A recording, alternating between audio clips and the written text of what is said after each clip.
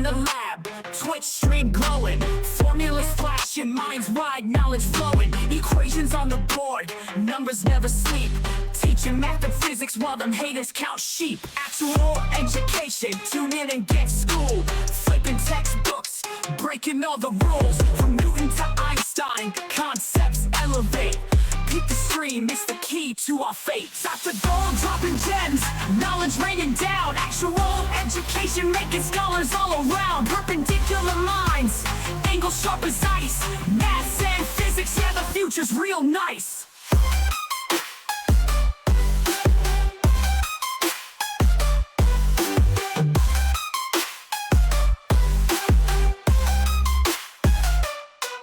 Got the Pythagorean triangles about to flex. Quantum theories on deck, breaking all the specs. Relativity theories, worlds getting small. Grasp the universal laws, standing tall. From the atom to the cosmos, we rolling deep.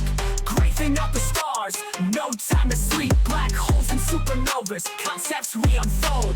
Brain power heavy, yeah, that's Dr. Gold. Dr. Gold dropping gems, knowledge raining down. Actual education making scholars all around. Perpendicular minds, angles sharp as ice. Maths and physics, yeah, the future's real nice.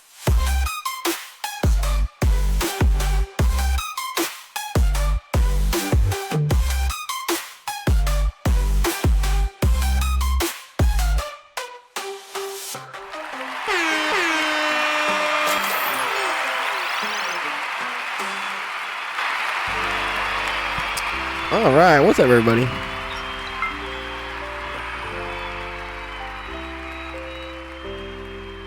Dun, dun, dun, dun.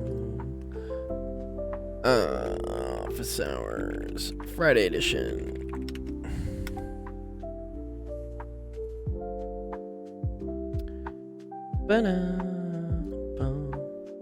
What's up, JD?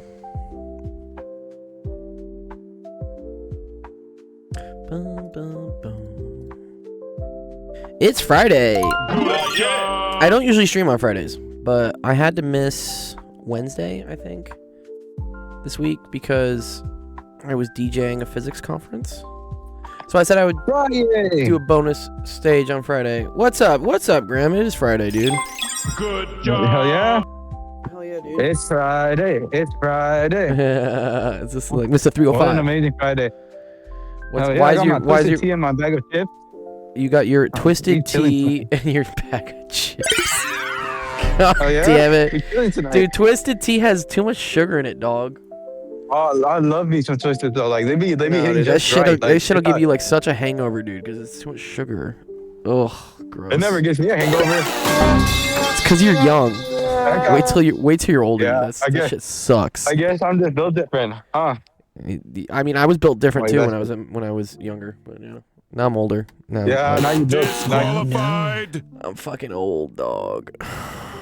Anyways, nice. Are you going out? Or are you just sitting at home like a loser, dude? What are you doing? I'm staying at home like a loser. Dang, dude, no.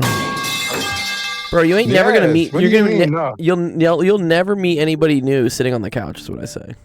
Do you think I want to meet anybody new? I don't know, dude. Yeah, dude. I enjoy meeting new people because, like, not even just for like girlfriend reasons, but you just never know who you're gonna run into, man, dude. There's a lot of benefits to like. You're right. Adventure be fun. Adventure be I need fun. someone else to go on an adventure with. Dude, not gonna go on solo an adventure adventures are the alone. best. Yeah, solo adventures because it forces you to be friends with other people. Like if you go out with friends, Yeah. which is nice, but you always like kind of fall back on your friends and you just be like kind of like a clique and you don't really meet new people. If you go out by yourself, it's hella uncomfortable and it forces you to like build up the social skills to meet strangers, which is great. I guess. At least we can pull. Me and you, we can pull. We can We pull. got it like that. Dude, I haven't Oh, yeah? pulled in like months, dude. Like what? Probably What? Dude, I don't know. I'm not about that game anymore. But it's also like it's more frigid. People no. people are definitely a lot more cautious about meeting people. I don't know. There's this weird vibe in the air that like people aren't as open and as friendly, I guess, as they used to be. I think social media is kind of like fuck this because people think everyone's out to get them or something. Yeah. Quantum says he's a positive charge at this point. I mean, that sounds great. Does that mean you attract negative people though? shit, not good. That's not good, dude. I mean, you should be a positive person for sure, but don't repel other positive people, right? Anyways. Vanya, you alive? Is that your brother, Romero? Oh, my phone just died. I mean, my AirPods. Oh, okay. Vanya alive? Boom, boom, boom, boom, boom. Let's see. I got some good questions today already. Someone else had actually a pretty good one. This was asked in my Discord. It was about this. Someone was asking about find a function for which all of the normal lines of this are tangent lines. I thought this was actually pretty cool. I want to like work on this one for a little bit. And then Joseph, I see Joseph has a good question too that we'll get into. Because apparently the original ChatGPT solution, which I just briefly looked at, I was like, it doesn't look too bad. But Machka was like, AI got this horrendously wrong. So I was like, okay. So then I ran it through an even more expensive version of ChatGPT. And then Machka said, oh, this answer is correct. But it's wrong. he was unsure about the work it showed. No. I do like it, Machka. No. Don't get me wrong. And welcome to the stream, by the way, Machka. All right, Grim. I gotta do some math. So I hope you have a great Friday. Go meet some fucking friends. I'll see you, dude. Peace. All right, let's start off the stream. All right, welcome everyone to Office Hours. My name's Dr. Gold, Science Education. Streams that helps you with math, homework, science, homework. All sorts of fun stuff. Today is Friday. We're gonna do some math.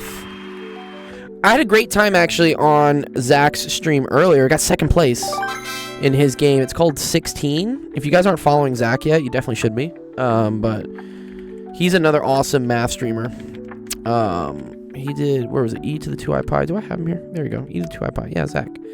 So he's developed like kind of like a fun like trivia type game. It's called 16. And this was us playing early this afternoon. So there's like math questions and all sorts of stuff. What's up, Smarty Pants? What's up, Click? So I think I got second place in this whole thing. Yeah, that's the leaderboard, but Femvox beat me out on on the challenge at the end. Dude, I barely beat out Inspector Diameter. That was actually pretty fun. But another awesome streamer. He does a lot of cool stuff. He's gonna do a big game. I think the last one is in December. But I'll make an announcement on my Discord. This one actually kind of snuck up on me. I didn't really make a big announcement about it in my Discord, but I will definitely make one. I usually do for whenever he's doing these games, but I'll definitely do a big announcement for his last one for the year. And y'all should all play. It's really fun. Anyways, let me get on my chat clients working real quick. 1 second. All right, we got YouTube chat working. Let's get TikTok running. Okay, I want to try to do this one though. I'm curious. I know this isn't your question, Machka, but I mean, okay, find a function for which all of the normal lines are tangent lines. You know some basics of English? I mean, that's good. English is a great thing to know. So, let's just like break this down a little bit, and then I may refer to the solution that was posted. But okay, so a normal line is the same thing as like a perpendicular line, right? And this is something you learn in algebra. Right? That a perpendicular line has a slope that is the negative reciprocal of another line. Or of the regular function, I guess. Right? So, let's see. So, and then the other thing we know, right? Okay, so if I have a function... So, all of the normal lines of f of x equals x squared. Okay, so are tangent lines. Okay, so f of x is equal to x squared. Let's say we wanted to figure out what the normal lines of this would be. Well, first I would need to know the slope of this function, which is a function of x. So I figure out f prime of x, right? And that's equal to 2x. Okay. So, the slope that is perpendicular to this would be negative 1 over 2x. Okay. Which all the normal lines are tangent lines. This is very interesting. Okay. So, and actually, let's just like draw this for a second. I want to see like what this looks like.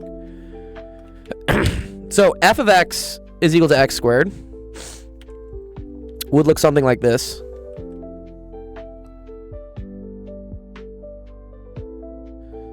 So then all the normal lines to this would be like this. These are all the normal lines, right?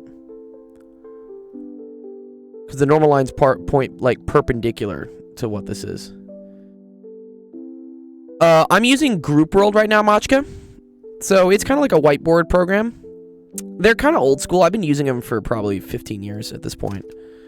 But here, if anybody wants to know who they are. Yeah, Group World. They're, I used them way back in probably like 2014. Because they were kind of the only ones around for online tutoring. And I just keep using them. And they're solid. Okay, so these would be all the lines, right? These are all the normal lines of f of x squared. Okay. And I know the slope of all these lines, at least, right? This is the slope of these lines. Is equal to this, right? It's equal to negative 1/2 x. But what's the equation of these lines? Because, sure, that's a slope. But if I wanted to figure out the equation of this line, that needs to be in some form of, I don't know, right? Let's say g of x. Yeah, let's say g of x. G of x, we know, is going to be equal to negative 1/2 x. And then it needs to be like plus b. So then how do we figure out this b? Well, again, when you're in algebra, right, you know if I have a slope... Sorry, negative 1 over 2x. Sorry, yeah, my bad. Sorry. Yeah, sorry. X was in the wrong place. Okay, there we go. Sorry. That's it. Okay. So when you're trying to find the equation of a line and you got the slope, and you want to find the slope-intercept, you just like plug a point back in, right? On the line. The interesting thing here is that the point we would plug back in, right, changes based on where we're calculating the normal line, right? But this point, right, is always located at x comma x squared, right? So I think plug that into here. So the y value, usually, right, when you have y equals mx plus b, we plug in a y, we plug in an x, then we solve for b. So let's do it. So if I plug in x squared here for this is equal to negative 1 over 2x, and then this is times x, and then plus b. Well, I think now I get an expression for b, right? So this cancels. So I get... Exactly. Yeah, no. I'm first finding the equation of all the normal lines. And then I'm going to like reverse engineer that to be the tangent lines of another function. I think that's the thought process. I first got x squared. I'm like, cool. And then I'm like, all right, well, what are all the normal lines to x squared? And then I know I have to take a function to make all the tangent lines equal to that. I think an integral shows up at some point. Okay, so this is 1/2 plus b. So that just tells me that b is equal to x squared minus 1/2. Okay, so now g of x, which is like our goal we're trying to get to, is negative 1 over 2x plus x squared minus 1/2. Right? Okay. All right, now let's come up with another function, h. Let's make this one, not blue. What color should we make this one? Let's make this one like pink. Okay. Yes, I can. Yes, definitely. Yeah, I came to freeze. If you want to submit a question to our queue, wow, there's already 7 questions in the queue. Okay, I'm going to work on those really soon. The website, actualofficehours.com. I'll go do them. Hello. Yo, thank you. Wow, that's my first hello for today. I have to get to 10. Yeah, apparently today is National Hello Day. And you're supposed to say hi to 10 new people or something. Or 10, I don't know. Okay, so let's find the function h of x then. Okay, and I need our tangent lines. Okay. So h of x equals something. So the tangent line to h of x would be, Wait. The function's h of x. Okay. And then let's say this is like the tangent lines, which I'm like running out of symbols at this point. Ooh, let's say z of x. Okay. So I know z of x needs to equal this, but z of x would also be equal to h prime of x times x, and then plus b, and then we can figure out what. So right, because this would be the slope of my tangent line, which is the derivative of the function h. And then to find b, I would also plug in what I would say, like, okay, so h of x equals h prime of x plus b. So b equals h of x minus h prime of x times x. Very interesting. Okay, so what does that get me? So z of x is now equal to h prime of x. Well, this is kind of weird then. Wait, h prime of x times x plus h of x minus h prime of x times x. Well, now this is just z of x equals h of x. Oh, I don't believe in this, actually.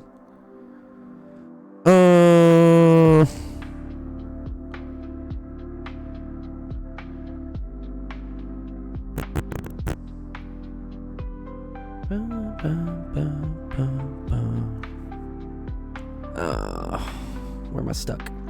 Where am I stuck? I think that the issue comes in me like using x too many times. What's up, Samsung?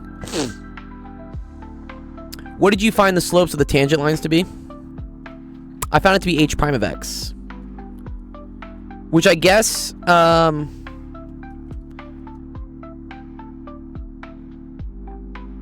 know. Sorry. This is the equation for the normal lines. So this is the equation.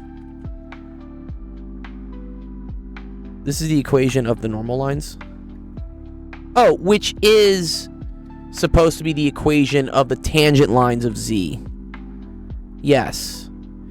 And I said, okay, well, the tangent lines of z. Well, sorry, the tangent lines of h, which I'm calling z.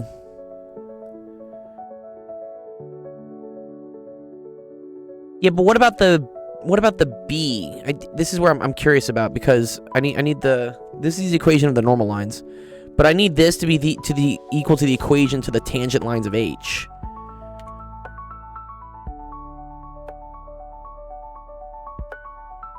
Right? This eventually needs to equal. Here, let me use different colors, sir.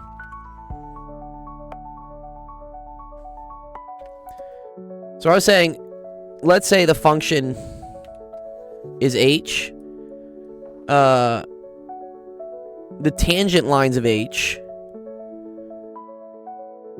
should be h prime of x, right? Times x, and then plus like some intercept. I don't think it's an optimization problem. Consider one for a second. Oh, you mean for this one? Sure. I mean, that's just g of x equals. Well, that's interesting.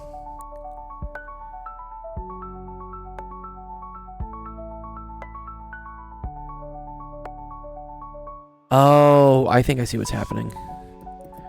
I'm using too many x's, right? Because this isn't a line anymore. This is a curve. Oopsies. I see what's happening. There are too many x's. Yes. This is a yeah, exactly. Oh, I see why this is. Oh, this is curious, actually. This is cool. Yeah, this is no longer. Okay, so I need to. Yeah, okay, I got you. I see what you're saying. I see what you're saying. Yes, this x is different than this x. Got you. Fascinating.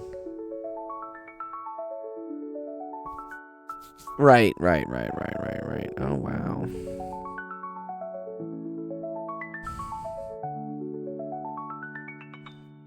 The Simpsons rule. Well, let's see. So chat did actually come up with a solution for this. I want to see, like, I think the parameterization is the part here that we're kind of missing. Right. So they use it as T. Okay. So they use T to like define where you are along it. This is not Calc 1. No, this is actually... Think of this as a one parameter family of lines. Oh, okay.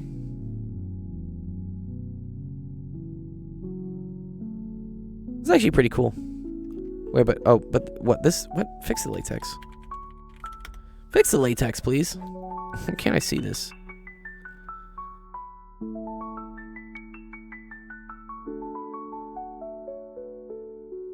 Parametric envelope. Yeah, this part's... And then this is apparently the last one.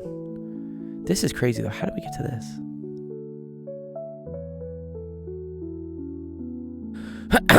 Okay. I see, Machka, why this question is tricky. I think you want this to be, like, of T. Yeah, I think this is what happens. I think this is T squared. It's called the evolute of a curve? Oh, that's cool. I didn't know that. Yeah, wait, let's call this T comma T squared. This is not Calc 3 at all. No, this is just kind of a fun little challenge problem that someone submitted to my Discord. But I already have 10 questions about this stuff, so I'm probably gonna pass on this real quickly here. I just want to see if I can get a little bit further on it.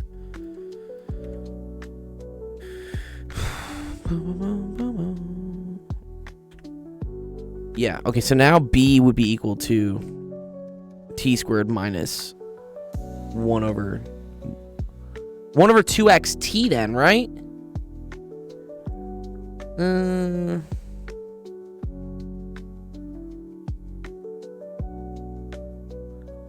Or no, I think the T goes here then?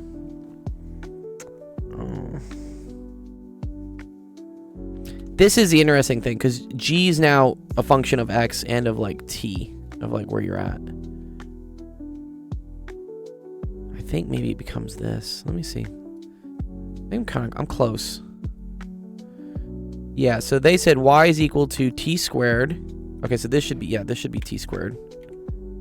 Yeah, I agree with that. T squared minus 1/2 T. Yeah.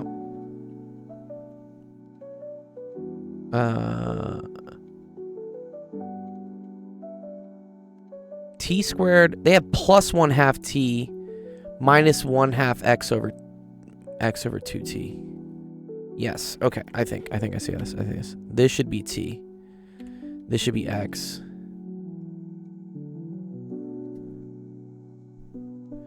And then we should leave this actually as an X. Sorry,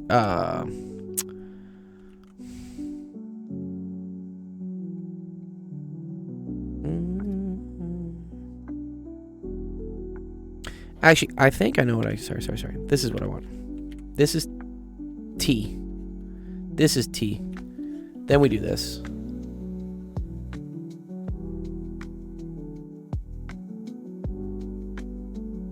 No, but I don't have an X squared in it. Meow. Okay. I'm gonna move on to the next question. This is fun. If someone wants to actually like try to like explain this a little better to me, I think I'm getting close. But there's differences with the X's and the T's. Yeah, that'd be cool, Machka. Oh yeah. I appreciate it if you think you can find a. Yeah, the parametric envelope thing. Like, I'm close, but I'm getting a little confused with like all the X's and T's that are floating around, and like which one's which. But I appreciate like you like bugging me about it. Or not bugging about it, bringing it to my attention. All right, let's see. Cause I already got 10 questions I got asked today. All right, here we go. All right, see, Joseph H. Jaws here. Let me do someone who hasn't asked a question yet. Jaws, you've never asked a question, so let me do yours real quick, and then I will come back to my regulars who I know always ask questions. Stop stealing my name. Oh, I thought that was you, actually, Joseph. I thought that was you. That's not you. Okay. Evaluate the surface integral where S is the cone, equal to that. And then compute the surface integral of z minus x d. So this, okay, this is surface area, right? This is like a surface area integral. Okay, I think usually we want to do this in cylindrical coordinates, right? Right, so like in cylindrical. X squared plus y squared is equal to r squared. And then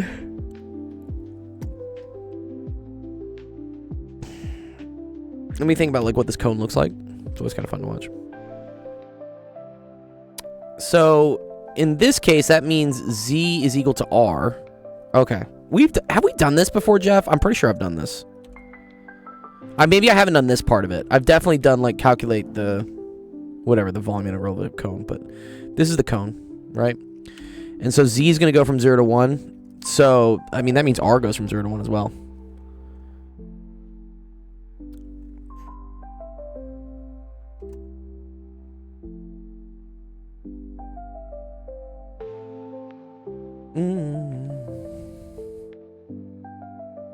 So, yeah, we'll use this, and then we're going to use like x is equal to r cosine theta, y is equal to r sine theta, and then z is just equal to z, right? But, oh, in this case, z is also equal to r. That's actually kind of fun. Okay, so if I'm doing my surface integral, right, d theta is now going to be just dr d theta.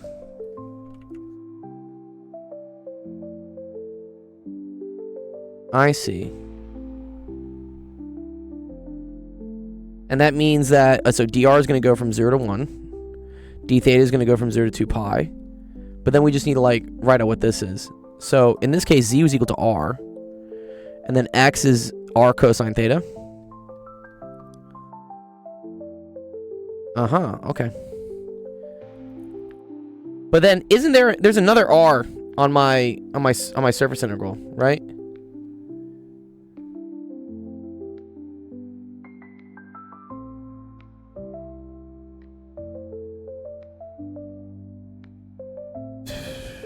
Yeah, wait. This is where we have to do okay. I have to do like a Jacobian thing here, right? Okay, if this is my parameterization, I think you have to do like, it's like, and we're going to do things just in terms of r and theta. I have to do like r theta cross r. And this gets me like the volume integral, the surface volume integral thing. Yeah, okay. All right, so we said that r was going to be parameterized by this. So this is nice. So basically, we took something that was a function of x, y, and z, and now we're making it as just a function of r and theta. So that now when I do my surface area integral, I only have to worry about r and theta. And what that was, we were saying like, okay, so r vector as a function of r and theta was equal to r cosine theta, comma r sine theta, comma r, because z is equal to r by this definition of a cone. So then r theta is equal to dr d theta, and that's going to be equal to negative r sine theta, r cosine theta, 0. Right? Cool. And then r as a function of r, or partial r, so that's dr, that's going to be equal to cosine theta, sine theta, comma 1. So now if I cross product this, how to make some beats? Yeah, we had a music production stream once. You remember that? That was a fun one. You remember when we did that?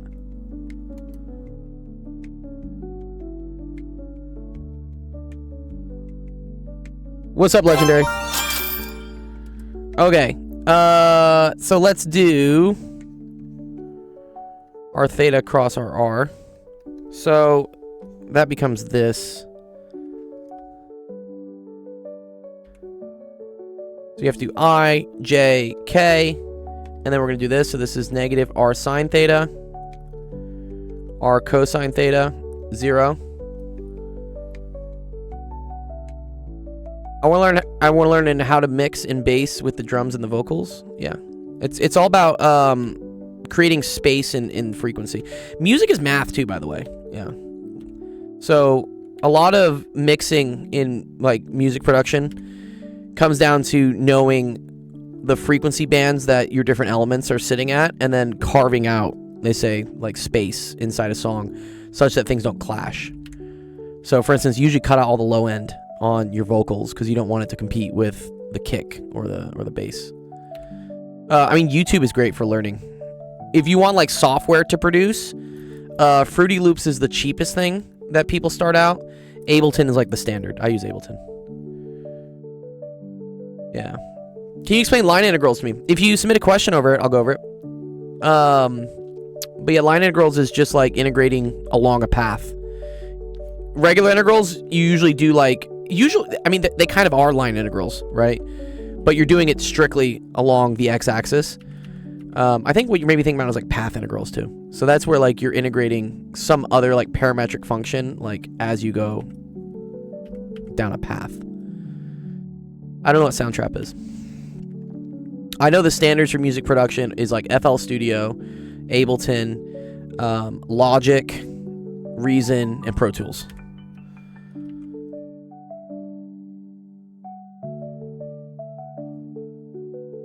The determinant of a matrix with IJK as the top row is the only way I can... Yeah, exactly.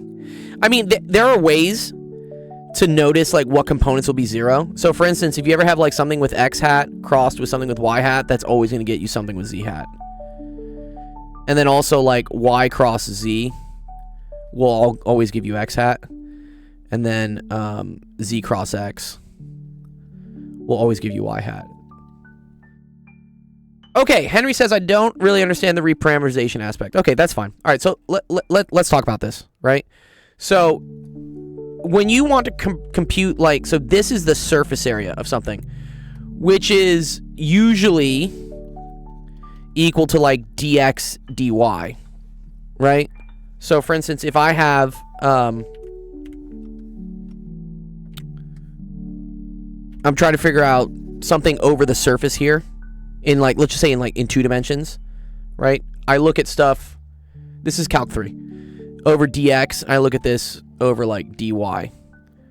And that gets me, multiplying those two things together, like a square, gets me dA. When we do, in intro calculus, when we're doing just like single integrals, when I do like blah, blah, blah, blah, blah, like dx, what we're doing is we're looking at like what the height of some function is. So this is like f of x is. And then it has like some tiny width dx. Can you teach maybe a very little faster? No. A very little faster? The fuck's a very little faster? Also, I teach to whatever speed so people can understand. Yeah. I do stats as well. So Henry, this is when things are in nice 2-dimensional space. I can just do dx dy. The issue here in 3-dimensional space is, and especially when this 3-dimensional space is confined to like a certain shape, is that I now have things in X, Y, and Z, and I'm trying to figure out like what this like individual little surface area element is. So what a reparameterization does is it takes something here in 3 dimensions. So this is a function of X, Y, and Z, and we're gonna like flatten it down to something that's a function of just 2 variables, which in this case is R and theta. Okay. So now, when I'm looking in my space, I've taken this cone and I've like smushed it, such that now this thing is just defined as like some R, some R, and then like where I am along in terms of theta. Skip mine, by the way. I got called to action. Okay, all good. But in doing this parameterization, so this is like dx, dy, dz. You have to use this, which is now taking the derivatives of your parameterization, which this is my parameterization, right? This is the parameterization. This takes something from x, y, and z and makes it into a function of just r and theta. And then if we take the derivative of this with respect to my two parameterization matrices and then take the cross product of it, that gives me what my new like dA is here. In this case, like dA is kind of just like equal to like dx cross dy. The cross product is dA is always a vector too, which points like upwards from whatever the surface is. Wouldn't you want r, h, and theta? No, because surface area I want just two. I just want two vectors. If it was a volume integral, then yes, I would want 3. That makes more sense? Yes. You're welcome, Henry.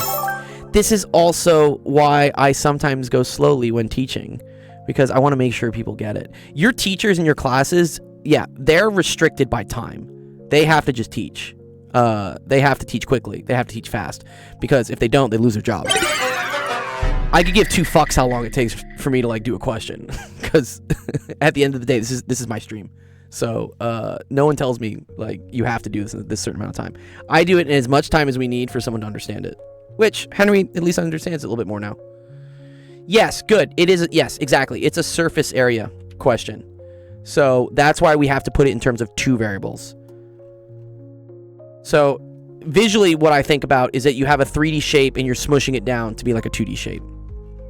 And then you need to come up with, okay, well, what's that new D whatever? Like, what's my new DRD theta? Yeah, Professor Speedrunning Math be like, the proof is by magic, yeah. Yeah, or they're like, oh, this is an exercise for the reader. I'm like, no, fuckface. Like, hold up, dude. Like, how did you get that? Okay, so this ends up becoming R. This is going to be R cosine theta. And then we're going to get the magnitude of this. So here, let's get the vector first. So it's R cosine theta. And then when we do this one, it's minus R sine theta. So that's going to be positive R sine theta. Okay. And then when we do this one, what's that going to be? Minus R sine squared theta minus R cosine squared theta. Oh, this is actually really fun, right? Because this shit is just 1. Right? Sine squared plus cosine squared is 1. So this gets you... if it's a cross product, would it be a parallelogram? Yes, technically. But parallelograms are kind of... And then more importantly, tilde, it's like the area of a parallelogram. Is when you take the cross product of 2 vectors. Here, let me show you that.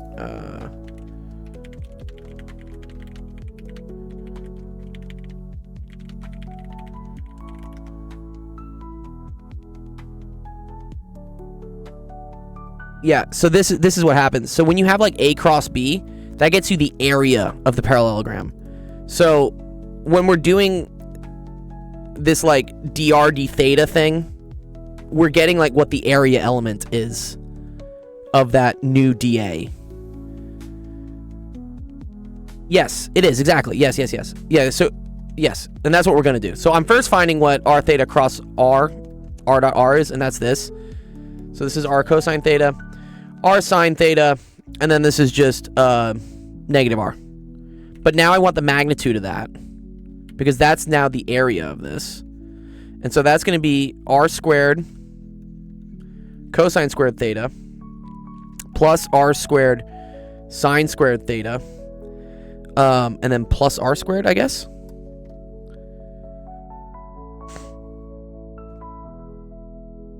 So that's r squared 1, right? Oh, and it's the square root of all this, right? Yeah. Oh, so I can pull, sorry, yeah. Magnitude, right, is this squared plus this squared plus this squared all square rooted. So now I can pull the r out, and that's cosine squared plus sine squared, which is just 1 plus 1. So this is equal to r squared of 2. Okay, cool. So that's what the parameterization did, is that now I know this, and then this is like dr d theta. This is r squared of 2. Cool.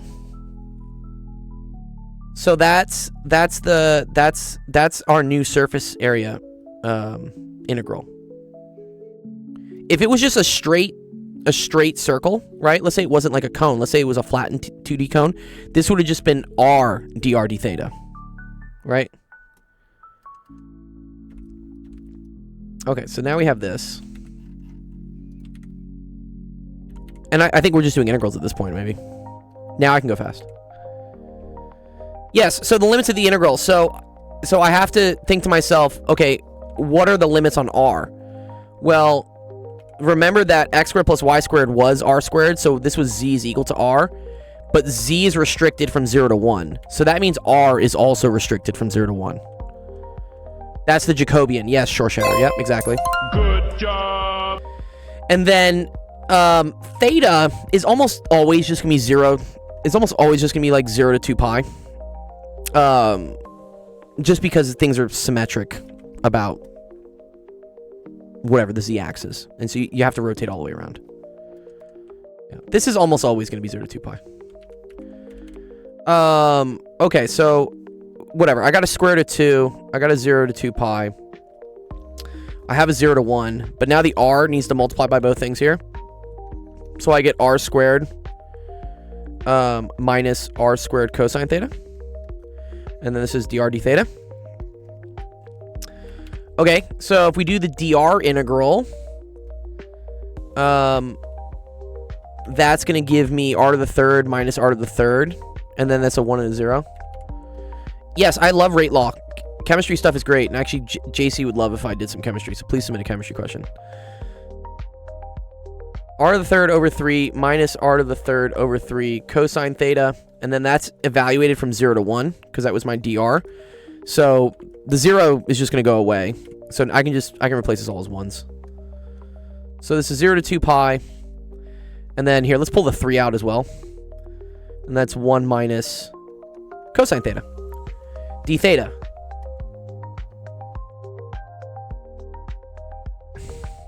What's up, Maurizio? Alright, now this is an easy integral to do, because integral of something d theta is just theta. So that's square root of 2 over 3. And then we have theta, and integral of cosine is sine. So we have minus sine theta. And then this is evaluated from 0 to 2 pi. Well, anytime you see like just sine theta by itself from 0 to 2 pi, this goes away when you do the limits of the integrand. And then this is just going to get me a 2 pi. So the answer should be 2 pi square root of 3 over 3. I want to say that's what it is. Or square root of 2. Sorry. I don't know why I wrote a 3. What's my background? I have a PhD in physics. And I teach a lot of math. I teach all science, chemistry, whatever. Stats. Middle school, high school stuff. Okay, nice. Cool. There you go. That is the answer. Nice. Great question. Actually, I really like that one.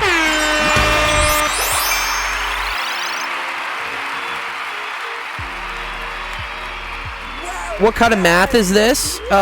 This is... I want to say this is multivariable calculus. So like Calc 3.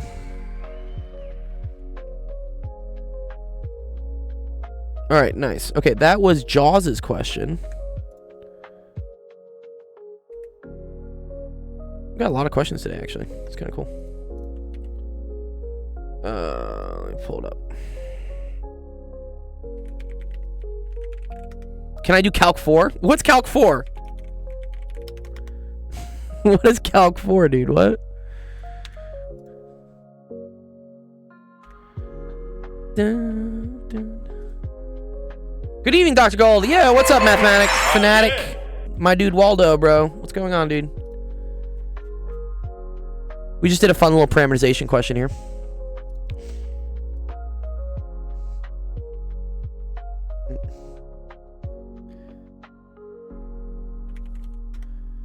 All right, let's pull that in. Nice. Also, make sure... Okay, so those that are just watching us right now. How this works is there's a website here, www.actualofficehours.com. This is where you can drop in screenshots of your questions, upload them. We'll do them during the stream. And then all the questions we do, we eventually post in our Discord here. So make sure to go join our Discord, because that's the channel where all the screenshots get posted and all the solutions. So for instance, this is Jaws' solution that we just did. And so I'll post all the work to it. But you can get there by joining our Discord. And then also the recordings for all this get posted on YouTube. So make sure, go follow us on YouTube. Or they also get posted on Twitch, where they're in nice like horizontal format. Yeah. Deflection of beams. What do you mean? Maybe. Sounds like stuff. Yes. There we go.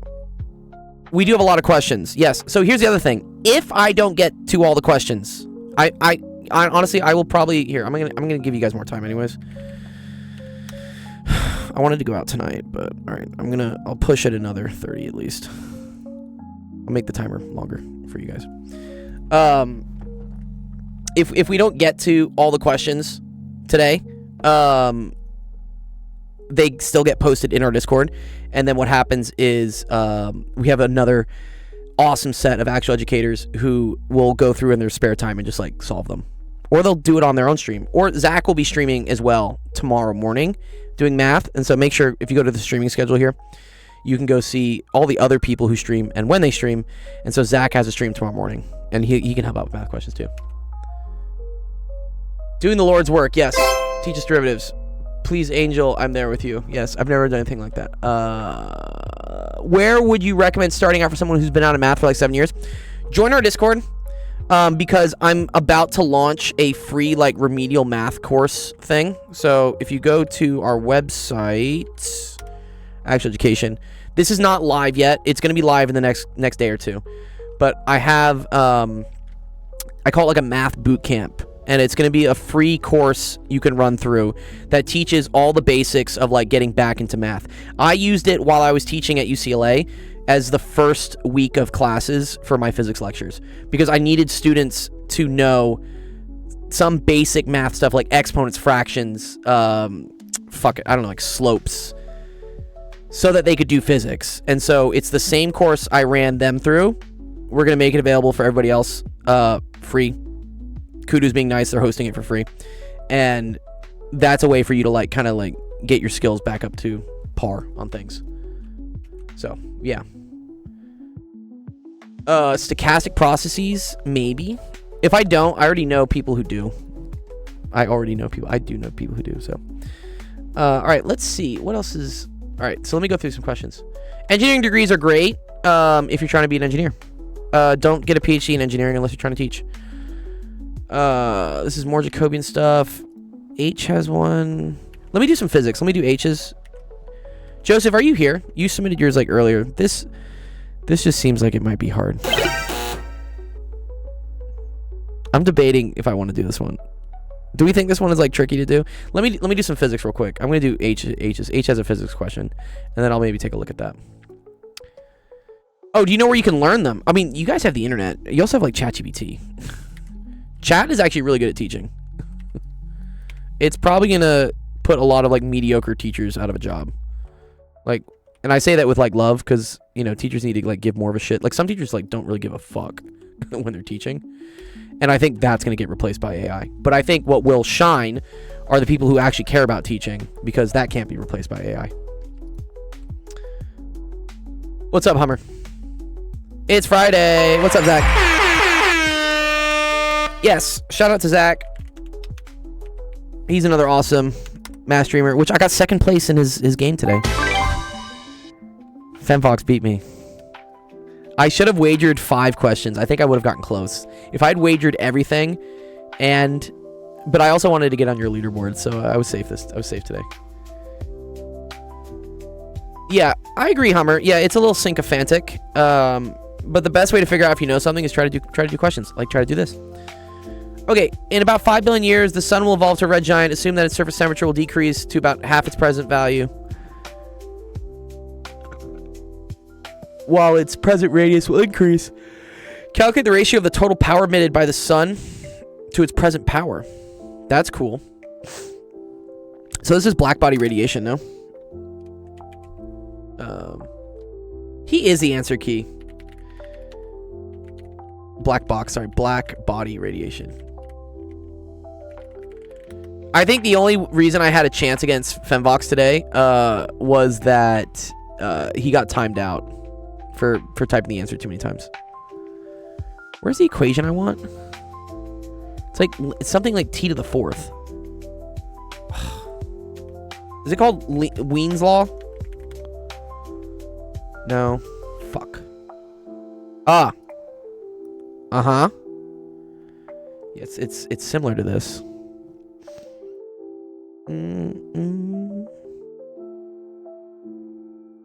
Stefan Boltzmann, that's what I want. Okay, thank you. Thank you. There we go. That's what I want. I'm like, it's one of these Germans. One of these Germans has a law that does it. The Wiener law. Okay, here we go. This is the equation I want. All right. So power over area is equal to sigma, which is a constant, not being cool. And then t to the 4th. Two of these Germans, yeah. Okay, so this means that power is equal to a sigma t to the 4th. What's this lowercase joule bullshit? Joules are capital. Good job. All right, so they want the ratio of the power emitted in red giant to present. Okay, so we want P future over P present, PP, I guess. Okay, so that's going to be equal to the area in the future. So this is cool. So area, we know for spheres is equal to 4 pi r squared. So I'm going to say 4 pi, and this is going to be 1.5 times 10 to the 11th squared. Sigma's going to be the same, actually, so I can get rid of that, honestly. And then we said the temperature was going to decrease to half its present value. So that means it's going to be 3000 K.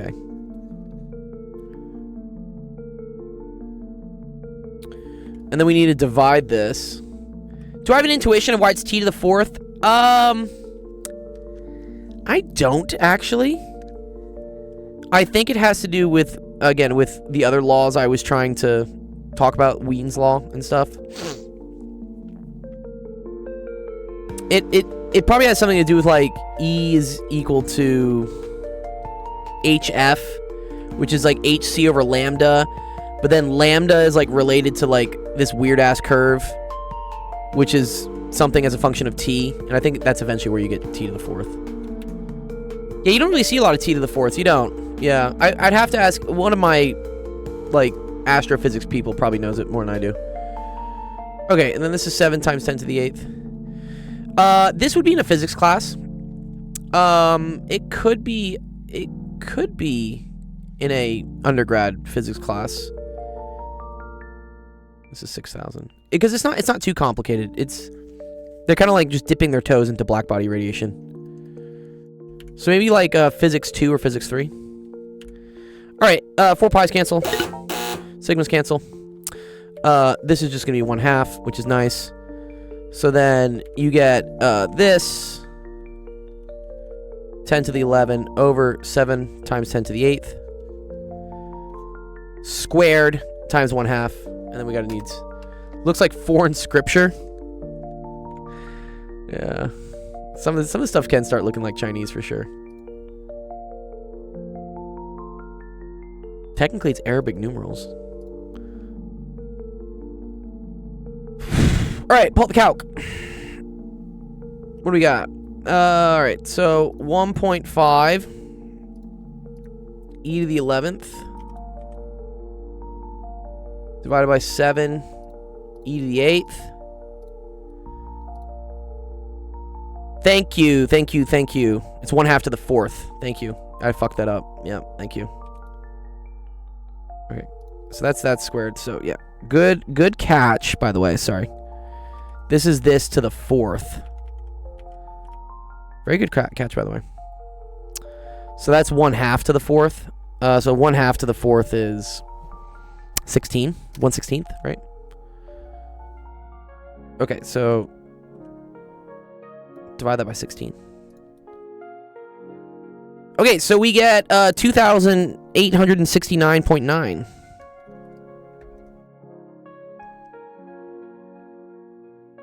So the sun will become almost 3,000 times more powerful. Yeah.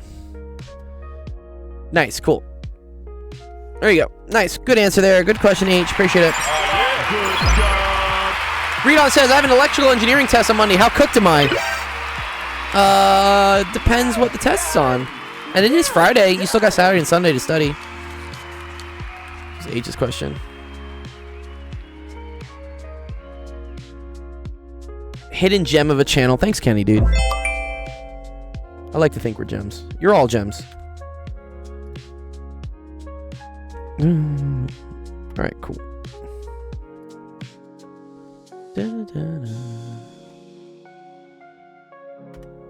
Seriously underrated. Yeah. Well, we may be getting more ratings. So, I mean, we did make it to 10,000 subs on YouTube. It's kind of plateaued right now, but I'm gonna in a week and a couple days we're gonna do a 24-hour stream, which I think will boost us back up into having ratings. Because like, who the fuck has done a 24-hour tutoring stream? I don't know many people.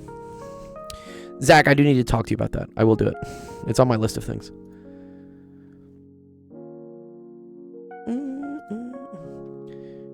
To be fair, I only got no writing stuff to do. It's just problem solving. Okay, nice.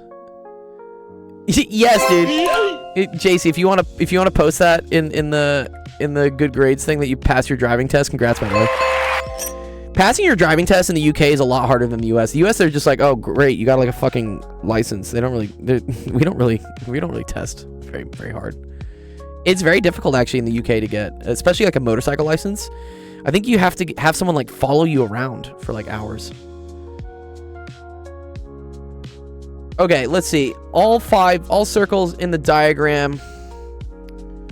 Yeah, exactly. It is crazy. Which it should be, you know. We give licenses to fucking anyone out here in the US. It's dangerous.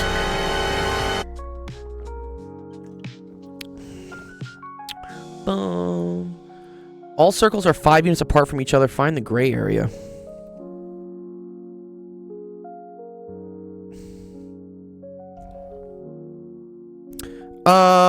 So wait, aren't these centers of the circle? I think these are, right? Isn't this a center? This is a center, and this is a center. Because they all have radii of 5, and they're all 5 units apart. My major was physics. I know so much because I've like tutored everything. This looks like a rouleau. For this problem, you can find intersection points and integrate y of x. Yeah, I guess we could. Like, are you saying, I want to know if there's an intuitive geometric way to do this. I do agree I can just do this, though, right? There's always a, you know, when in doubt, just fucking plot it out. Integrate and remove 2 triangles. Yeah. I think I have to add 2 triangles, no?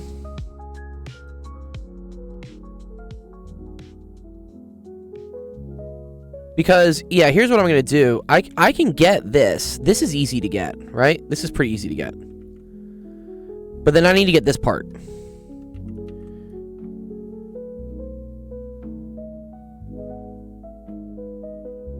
Half of the intersection of 2 and a cone minus a triangle. Okay, okay.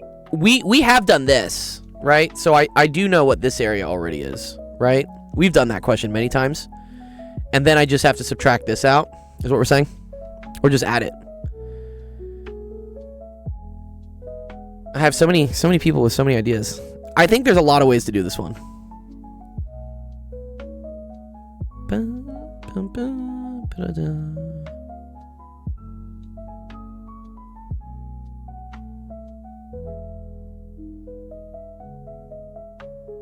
Yes. Okay, here. Here, I think I know how I'm gonna do this. I know this is 5. I know this is 5. Right? So, and then the intersection point here, where they intersect, I think we find that that's like, isn't that like 60 degrees or something? Move the origin to the middle one, though. Then just do the right half. Okay, they want me to go here. There, you want me to do that? Oh, ooh, this is actually pretty then. And then just do this. Wait. No, he says no. Move it to 0, 5.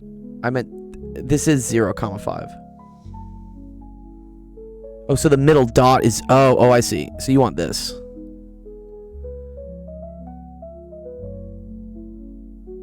But... Jeff says this is gorgeous. Do you think this is... I don't like this, though. Because then what's the equation for this from here? It's like a shift. It's like a shifted circle. Yeah, but y-vex is not nice now.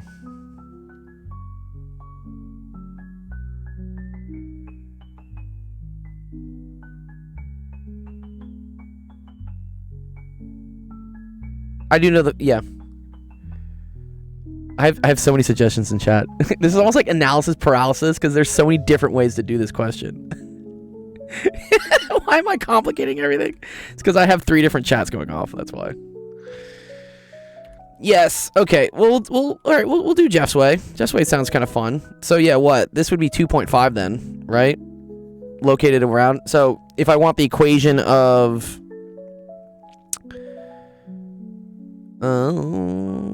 I see. I think I see what he's saying. Jeff's way is complicated for nothing. Jeff, they don't like your way, dude.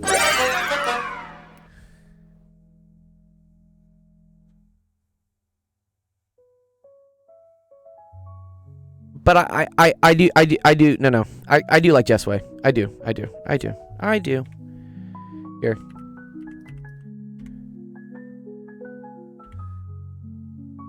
Yeah, you suggest something, Hummer.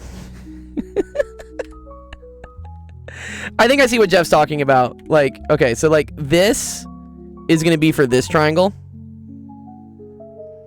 And then this curve right here is going to be for this circle, sorry. And actually, I only have to figure out one of them, right? Because I can, if I just figure out this area, can I just multiply it by 2? Because I know it's symmetric. Exactly. No, I agree with you.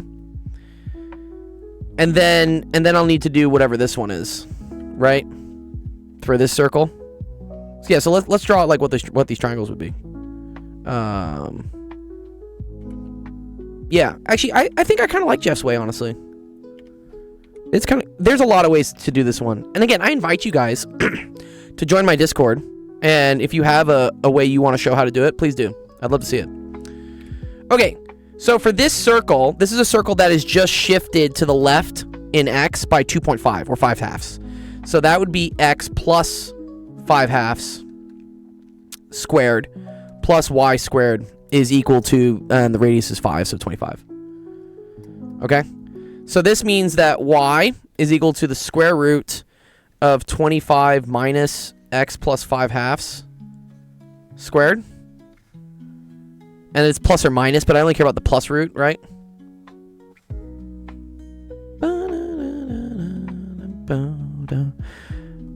And then we're going to integrate that from 0 to 2.5. Yeah, let's make the... Well, the queue is very long. I already have 12 questions. I can't fucking take forever. Okay, so the integral from 0 to 5 halves of this, right? Dx. That would give me this then. Right, Jeff? This is not an easy integral to do, though. Yes, I could make equilateral triangles. Right, Jeff? I don't know if this is the nicest integral to do. How do you do this one? It's like arc sine or something? Yeah.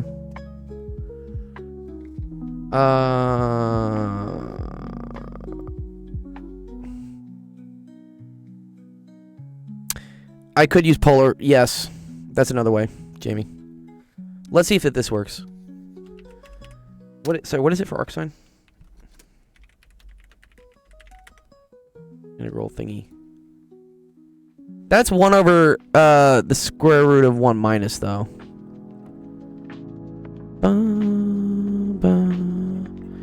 This is like trig is it trig substitution integral stuff?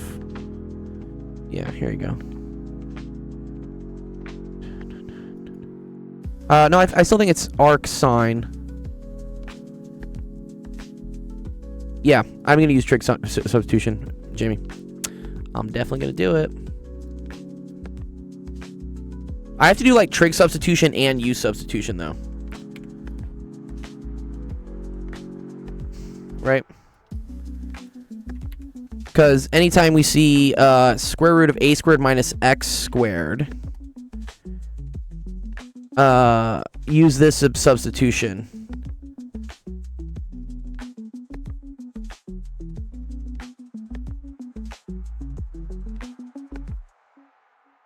Yes, thank you. Yeah, so I'm gonna say that. Well, no. First of all, I have to say that.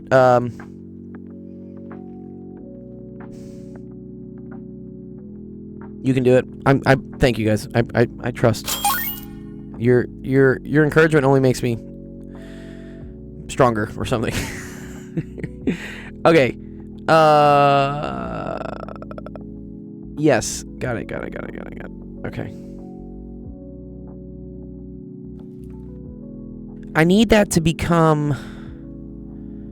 Okay, so x plus 5 halves needs to be equal to 5 sine of t, right?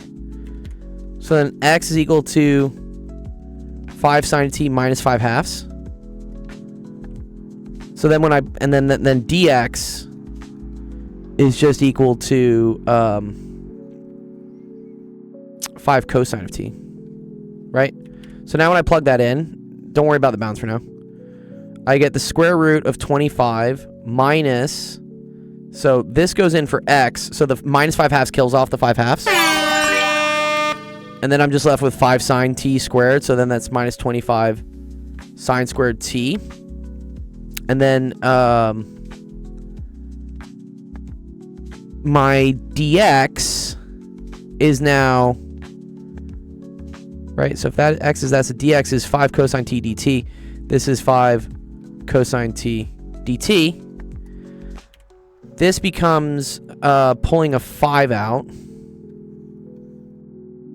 And that's 1 minus sine squared t. Oh, there's another 5. Okay, so make that 25. Cosine t dt.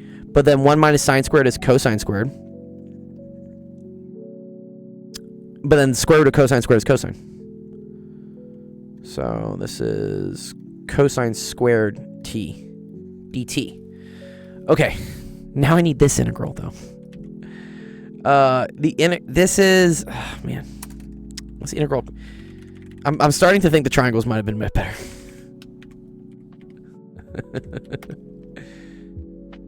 It's a double. I agree. It is. I agree. Here, I'm just gonna use it. I'm just here. I know the argument is to do a double angle, but for the sake of time, I'm just gonna like pop it out. Yep, Jamie, you're right. But here, we're just gonna use it. So this is 25, and then this is t over 2 plus... Yes, I agree. We're doing it because I just want to do it. Jeff suggested it. We're going to see if it works. Shouldn't it be cosine t... Sorry. Correct. However, we're assuming it's positive. Right? I'm only doing integrals over the positive area. I'm going to multiply by 2 anyways. Cosine's positive. No, Jeff, stop. I'm not using e to the IT. Okay. But then, okay. And then, but now I need to resub in what t was. So, this is where this kind of sucks, though. Because x plus 5 halves all over 5 is equal to sine t. So t is equal to the arc sine of x plus 5 over 2 over 5. Right? That's not going to make my life very easy, is it? Oh, God. 25. No, I think it's a 5. Well, because look, so I pulled a 5 out of here, right? And then, but I also had a 5 from my dx. So that's why that hit the 25. No, we haven't figured out t yet. No.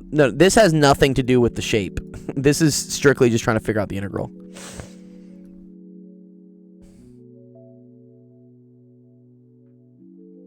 Oh, man. Jeff, I don't know about this. I don't think I want to do this. Bro, I don't want to find out what the arc sine of this bitch is.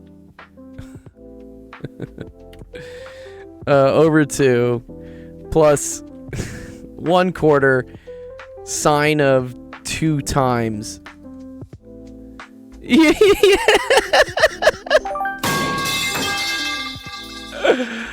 Oh, dude, no. Yeah, like, what's arc sine of 2? Dude, no. Okay, no.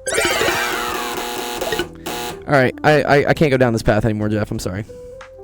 You are right in, like, it should work, but, bro, this is the fuggliest integral I've ever seen. I don't want to do it. Jamie says it'll be fine when we plug the limits in. You think so? From 0 to 5 halves? All right, he says keep going. All right, I will keep going. Okay, and then this is from 0 to 5 halves. Let's see. Thanks, Jamie. Okay. All right.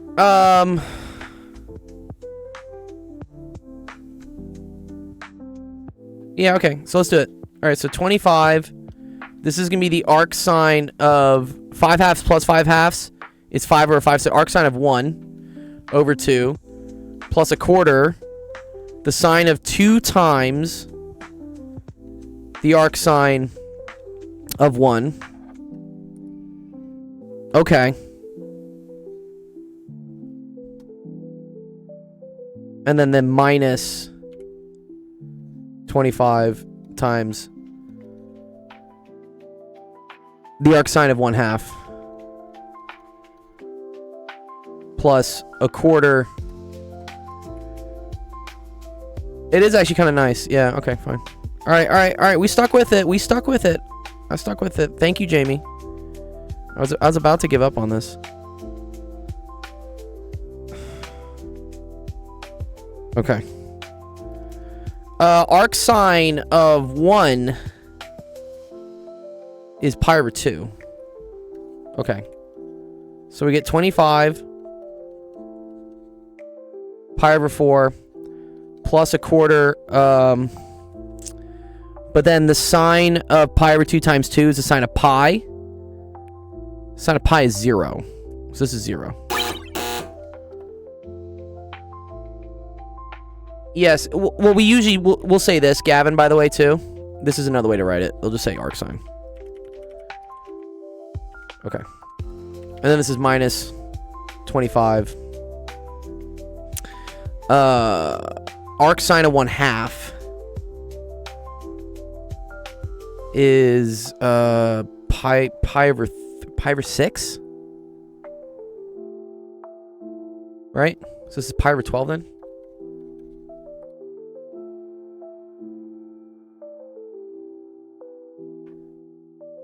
Yeah, okay. Plus 1/4 the sine of, so that gives you pi over 6, but times 2 is pi over 3, but the sine of pi over 3 is square root of 3 over 2. Yeah? What's the Q at? Here, the Q's right here. There's the Q. It's already 14 questions deep. Yeah, this is the question we're doing. It's the first question. This is the first question on the list. Busy tonight, yeah. I got a lot of people tonight. It's kind of cool. It's Friday. Okay. So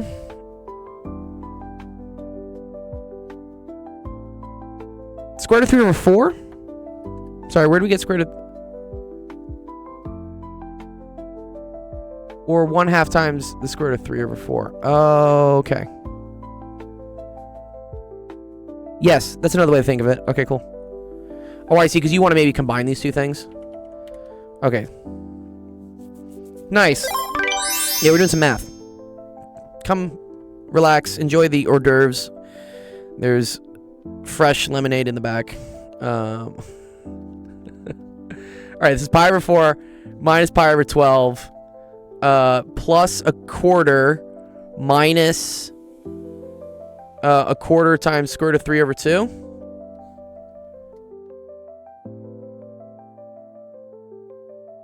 Yeah. Okay. And that was just for this, by the way. That was just for this. That was just for this. Milk, lemonade in the back. In the back, the fudge is made. Oh, is this a fucking... You're making a butt stuff joke, Jeff, dude? Alright. That's all this was. Oh, and then, so then we need to multiply that by 2. Okay. Oh, man. Alright, so then the last part is to get this. Which I think this is also going to be absolutely hideous. Right? No, I had lemonade at a funeral yesterday and I liked it. That's why I said lemonade. Okay. Which one did we integrate? We integrated this. This is the integral we so actually I could check real quick. Let me throw this in the chat. Just like make sure we did this integral correctly. Chastity, no, ChatGPT. Just see if it solves it real quick.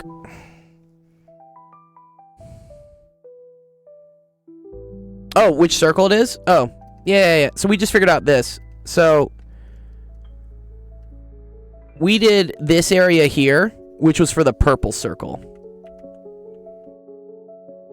I agree, Jamie. So maybe I'll just give the integral to ChatGPT and like this will be like exercise for the reader. Just fucking do it again. For the last little bit, the shape is the same. So how about you rotate it, then subtract the right angled triangle.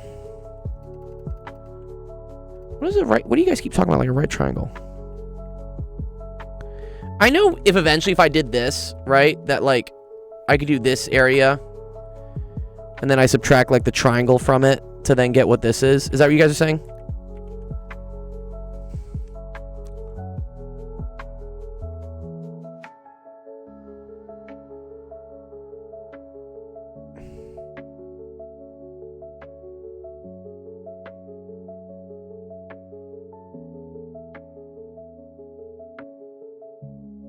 Oh, wait. I think I see what he's saying.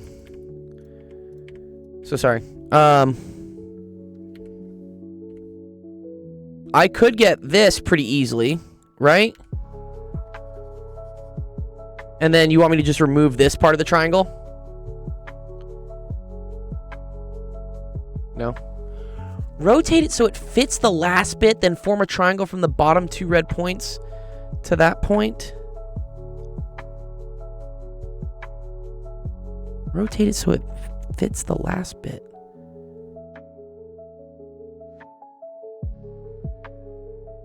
Yes, I agree this is minus a root 3 over 4.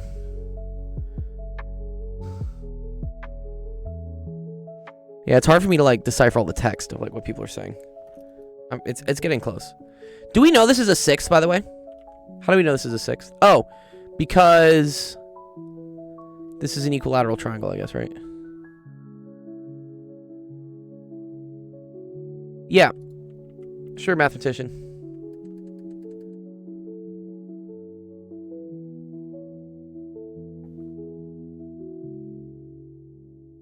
This is the equation I used for the equation of the circle. That's for the purple one.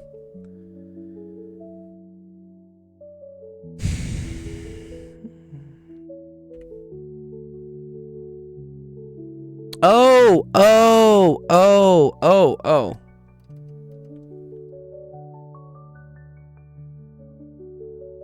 Oh, this is actually genius.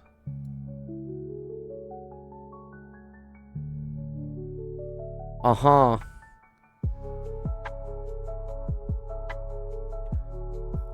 Oh, so then I would do like, you remove half the triangle. So like that.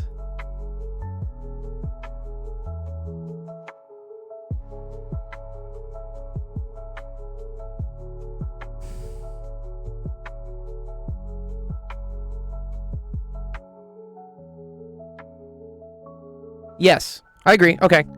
So, I see what you're saying. Thank you. Yeah, no, that's great. Okay.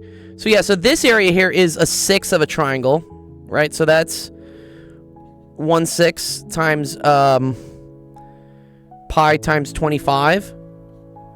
And then we're going to subtract that from this triangle, which is 2.5 by 5. So minus 1/2, 2.5 times 5. Right? Uh-huh. How did you figure out x plus 2? Well, all of them have a radius of 5. So this triangle is shifted over by 2.5, 5 halves. Right? Because the distance between all of these is 5. This is a cool question. Okay. So we have 25 pi over 6 minus 5 halves. So 5 halves times 5, 25 over 4. And this is equal to this little area. Well, here, one sec. It's actually very cool how this works. Okay, so that was that. And then this, I'm running out of colors, unfortunately. The banana, I love is what you guys are talking to it. All right, this is the pink thing right here. Okay, cool. Why is he? No, we're done, right? That's what this is, right? Cool. So I just do this plus this times 2. So whatever this, like, caustic mess was. Half a banana, yes. Can someone find a third method to torture Dr. Gold with? Just need to stop. Stop! This is the ultimate troll question, because there's so many ways to do it. Alright, so this is pi over 6. I'm just simplifying this rule, just so I feel better about myself. Okay. Pi over 6, plus a quarter, 1 minus the square root of 3 over 2. Cool. Yeah, if I really wanted to waste time, I could. Oh, Jesus, that's too big. Alright, sorry, 1 sec. So 25 pi over 6 plus a quarter. 1 minus the square root of 3 over 2. That's equal to the blue section. Remember, guys, don't do this at your exam yet. This would not be an exam question. This is a fucking troll, like, competition question. Okay, so then you do this. And you multiply by 2. So add and double. It's not very nice, though, is it? Well, wait, I do see a 25 pi over 6, a 25 pi over 6. Make it 3 spheres? Jesus. What's up, Edvin? How's your classes going, Edvin? Okay, so this is 25 pi over 6 plus 25 pi over 6 plus 25 over 4, right, from here,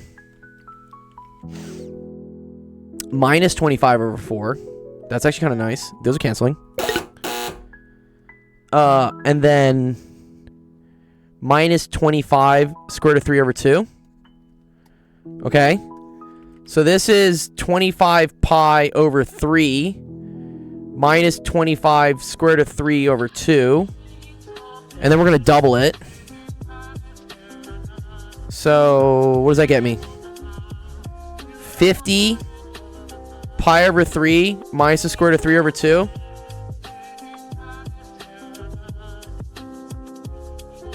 Nice, dude. I'm glad. I think this is the final answer. Is it? Is it the final answer, though? Where's Joseph's question? Okay, this looked hopeful, I think. It came out kind of clean. Let's ask chat to just solve it. I'm just curious. This is what they got for their integral, though. I don't know if I like that. Yeah, I'm ready for a break, too, honestly.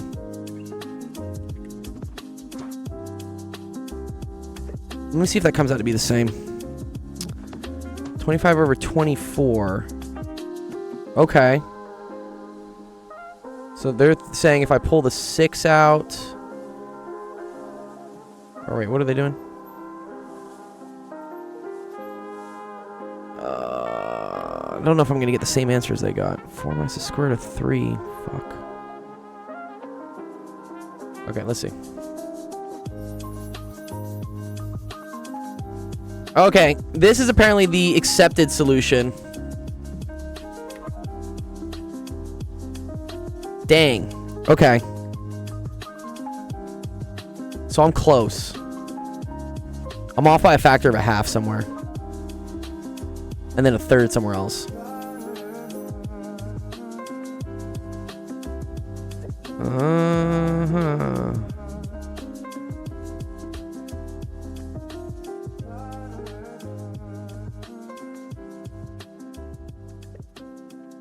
Okay. I think something went wrong doing this integral to get to here. I would love for you to write it up, okay? It's root 3 over 4 plus 3. Wait, where's the 25 though? There's gotta be 5 in there somewhere. Okay, here's what I'm gonna do. This was really fun. Yeah. I appreciated the group effort of everyone on this question. I am gonna post this in my Discord. So I'm gonna mark this one as done. And if anybody else wants to like join the thread that gets in there and go through it, I'd love to see it. Yeah, maybe where I put an X on the 0. Yeah. But arc sine of 1 is arc sine of 1 is pi over 2, right? And then sine of 2 times pi over 2 is 0. It should be 0. Polar integrate the banana. Get out of here, dude. Get out! Okay. So here's what's gonna happen, because in the Discord you will see a thread here under homework help with Joseph's question. And I have the solution of what I did. Or what we did. This was very much a very big group effort with everyone yelling at me different ways to do this question. So please feel free to like post in here like what. So I'd be like, we were close, but made an error. The link to the Discord. Yes, of course. Yeah, if you want to join our Discord, if you go to the website actualofficehours.com and click join our Discord, that'll get you into the Discord, and it'll take you immediately actually to that channel, to the homework help channel. Oh, okay, got you. No, you're good. You're good. Okay, cool. Fun question. Let's keep moving though, because we got 13 questions in the queue. It's Friday night. I'm supposed to go see a friend, but I guess y'all are my friends today. I see Nathan.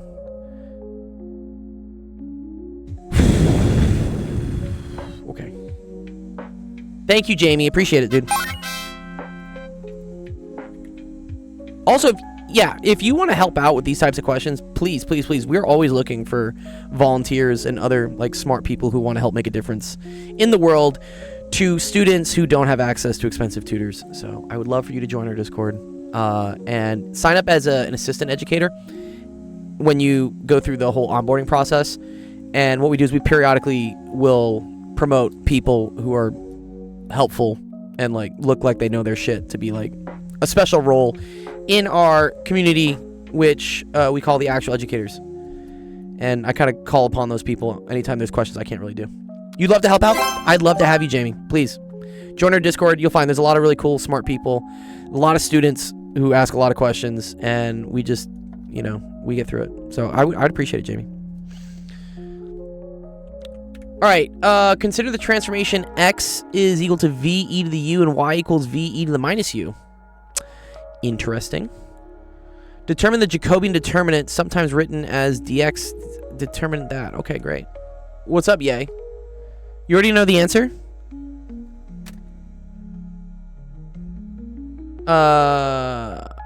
It's not working. Wait, right here? Make sure you do it on, if you try to do this on like a desktop. Sometimes it doesn't work on mobile for whatever reason. It should work on like a laptop or like mobile browsers, especially if you're not from the US, are like being weird. Integrals are my thing. Just put the endpoints. Well, here, let me do the Jacobian first because I think I have to transform this and then evaluate it. This is very similar actually to the other question we did back here. Yeah, this question.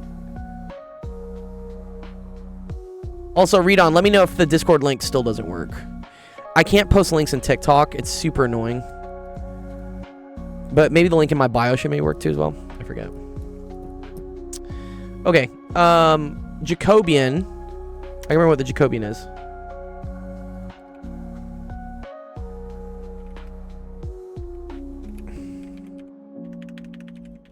Something like all the... It's all like the derivatives or something.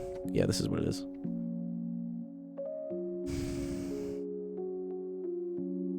Wait, where's like... There we go. This is what I want. Yes, it's the matrices of partials. I just forget what the order is. Okay. So...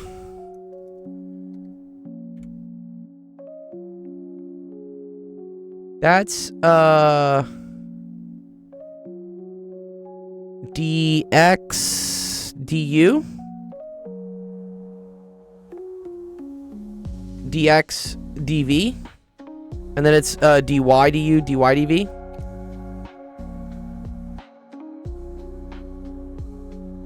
I think.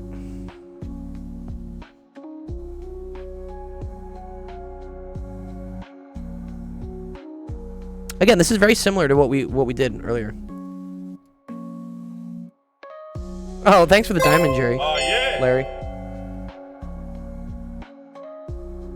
It says you're unable to accept the invite. And join the Discord. What? One sec. That should work. One sec. Let me make sure he can get in.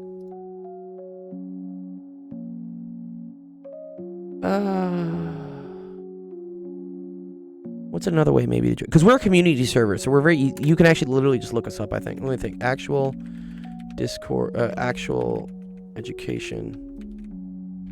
Discord... Yeah, here you go. So if you go to here... So here, just go to Google.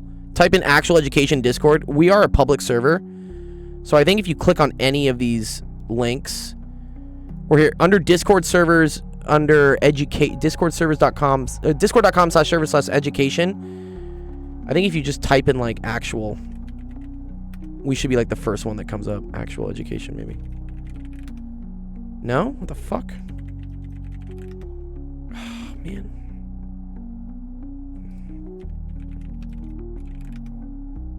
Wait, why do we not pop up? We should pop up, dude. What the hell?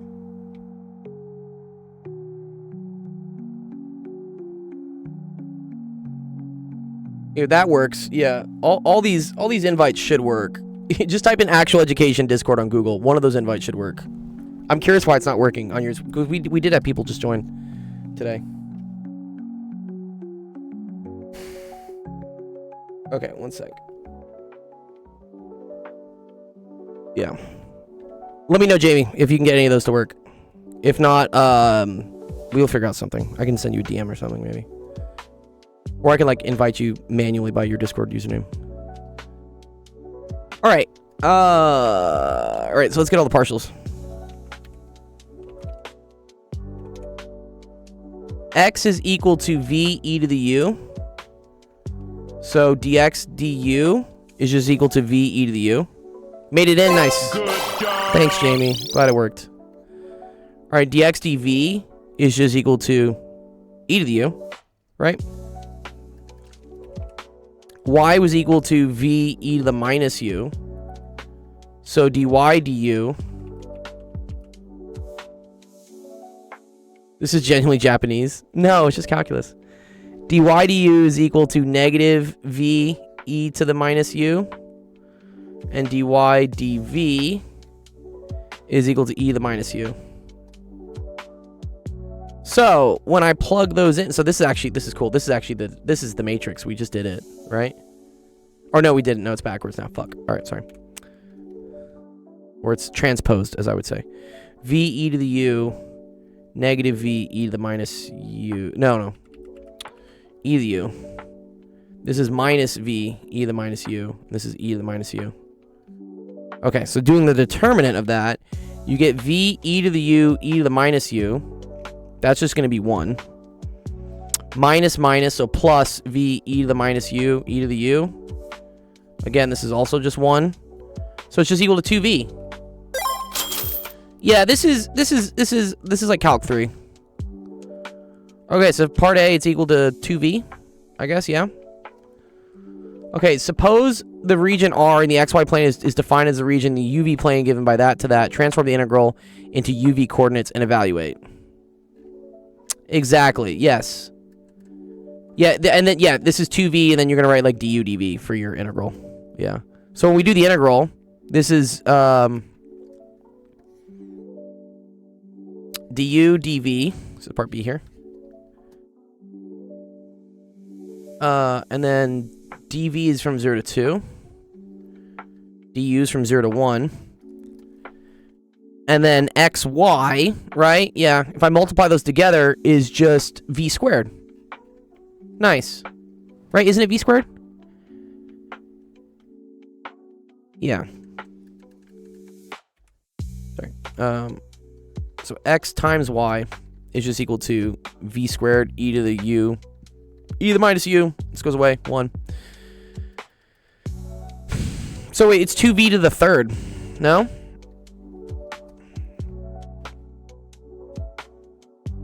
I think so. Okay, so du, that becomes 2uv cubed from 0 to 1. So that's 0 to 2 dv. So then that becomes 2uv to the fourth over 4 from 0 to 2. Sorry, no, there's no u. Sorry, wait. There's no u anymore. It's just 2.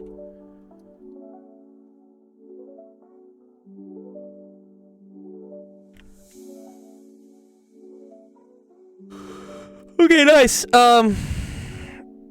So that's 2 to the 5th. 32 over 4, it's equal to 8. Yeah? We agree? I think so. Cool. Nice. Great question, Nathan. Hello. How? Which part? Which part was confusing? This? This is just 2 times 2 to the 4th over 4 minus 2 times 0 to the 4th over 4. 2 to the 4th is 16 times 2 is 32 over 4, which is then just equal to 8. Oh, you got it? Cool. Nice. Yeah. Always ask me, like, if again, there is no such thing as a dumb question unless you ask me, like, what my favorite color is. But, so if anything doesn't make sense, any little, like, I'm more than happy to go through and just make sure that it clicks. Hey, Troll Cats! What's up? Hey, man, I hope your run is going good. Have a good stream. You're almost there. Thanks, man, dude. Yeah, hour 15. We're almost there. Oh, no. Calc 3. Yeah. Okay. Let me save this, then. Was this Nathan's? Whose question was this? Nathan. Nice. Good question, Nathan. We've had a lot of Calc 3 today.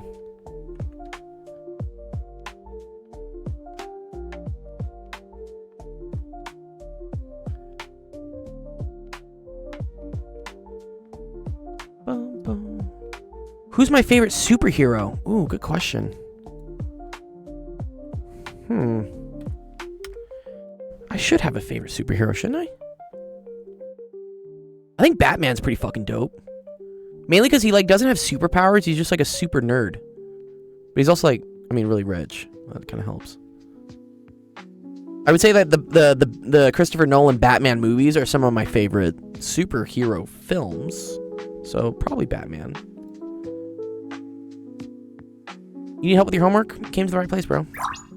Alright, let's see. Next up is Matthew. Compute the Laplace transform. Ooh.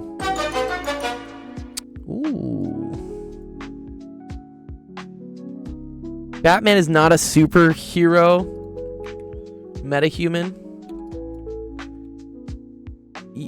You can text there, but your question won't get really answered because the chat goes like crazy. Your best bet to getting your question answered is to drop a screenshot in the website actualofficehours.com.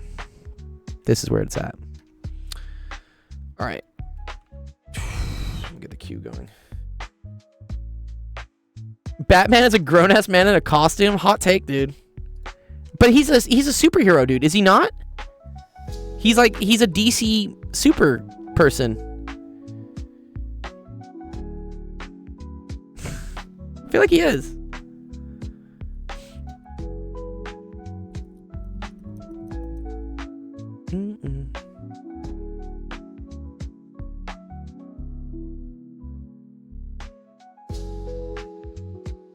Nice.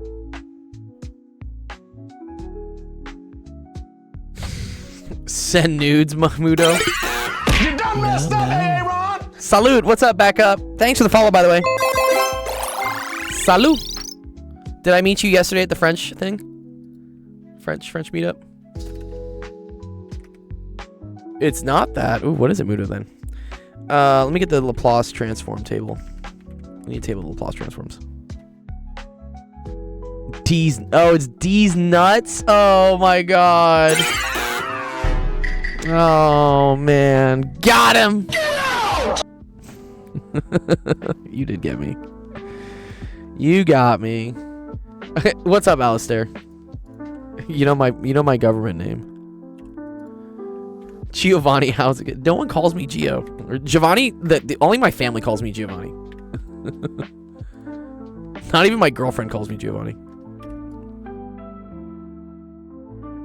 I forgot what a Laplace transform was. Yeah, it's okay. It's a way of like expressing.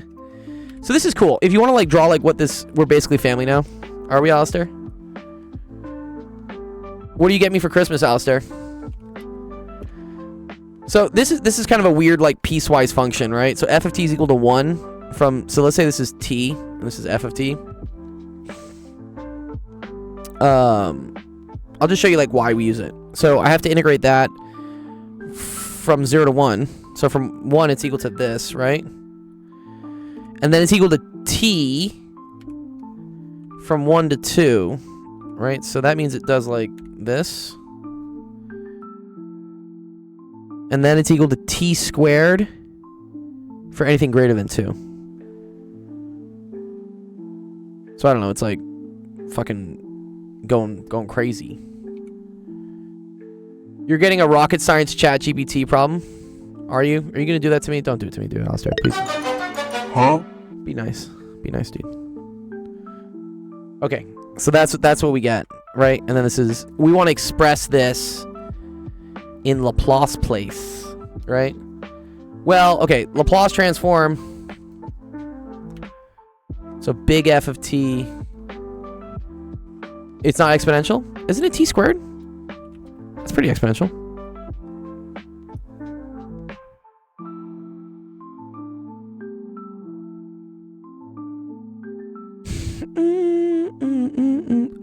When we transform it to capital F, you're right, that will not be exponential. Oh, okay. Sorry, not exponential, it's quadratic. Thank you. Yes, no, you're right. You guys are right. You guys are right. I made a mistake. Happens sometimes. I'm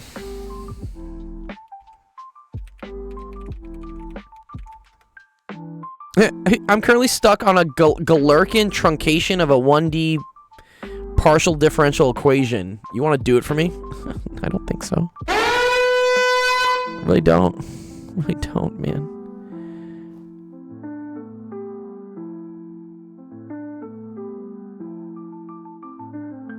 Dun, dun, dun.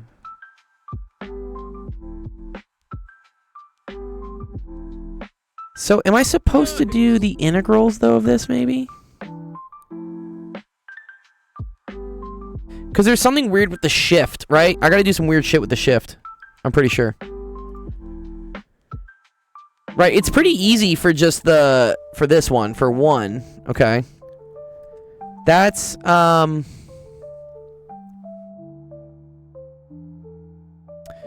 yeah, if my function is just that, it's just 1 over s, right?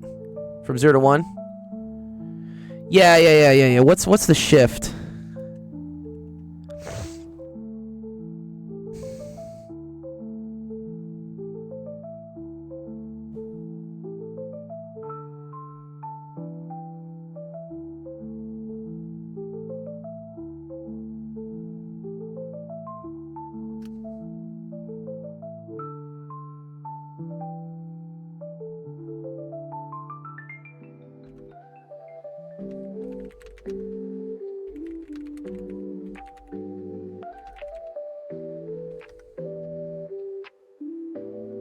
Because, so this table, by the way, comes from doing integrals, I'm pretty sure. But, so my question to Matthew would be, are you allowed to use the tables, or do we have to do it in, like, integral form? Yo, what's up, Destiny? Good job. What's crack-a-lackin', dude? How's college? Or nursing school? I forget, wait, which one are you in? You're one of those. Nursing school! You must be done coming up soon, no?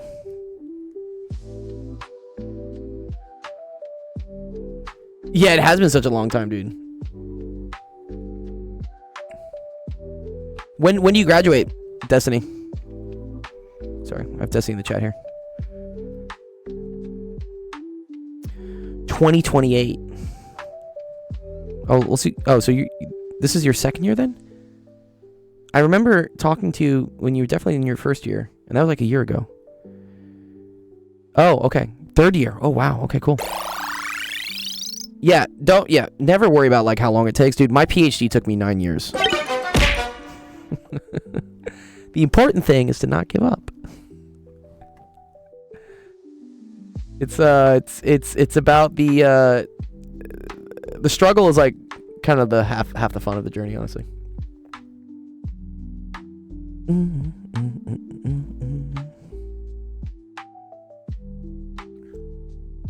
Why did it take me... My PhD's in plasma physics. Yeah.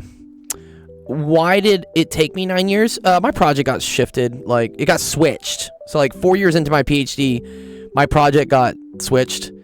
And then, when it was switched, about 3 years into that, the theorist I was working with, like, fucked up.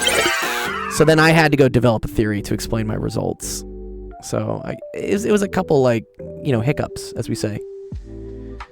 Yeah, get it right, dude. Yeah. Don't fail your classes. Don't do that. Whatever you got to do to lock in, get the Anki, dude. All the med students love the Ankis. I did like shear flow plasmas and stuff. I just want to teach classes, so I low-key want my grad degree to go slowly without making anyone mad. Also, like, I wasn't in any hurry, dude. I was having a great time as a PhD student.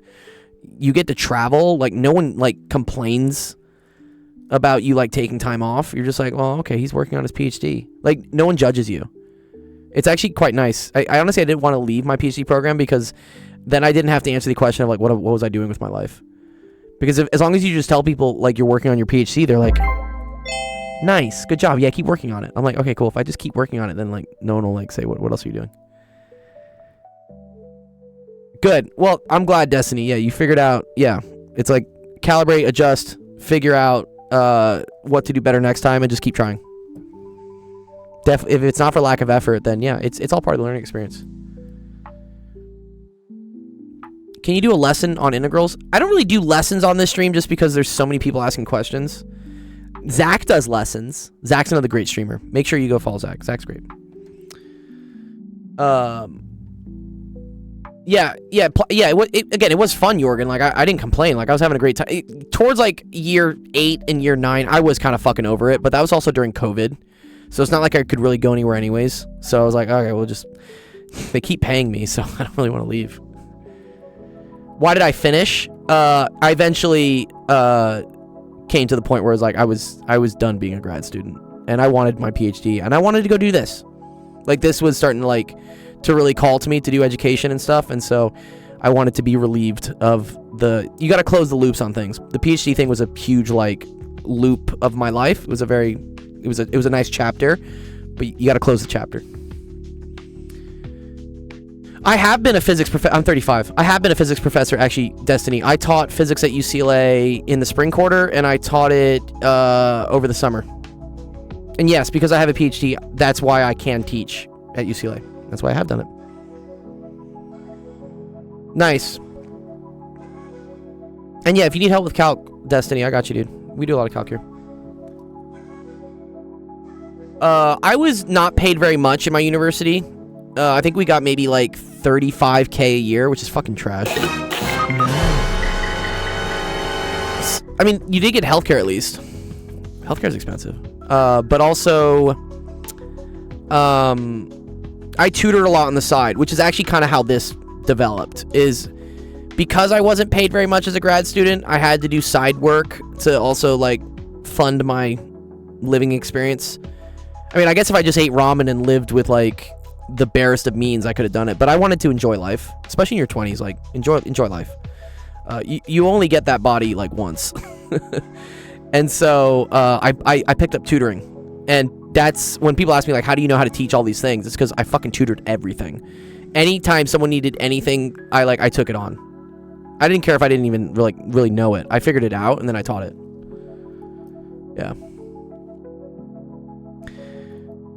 Thank you, math tutor. What's up, 1K? Good to see you.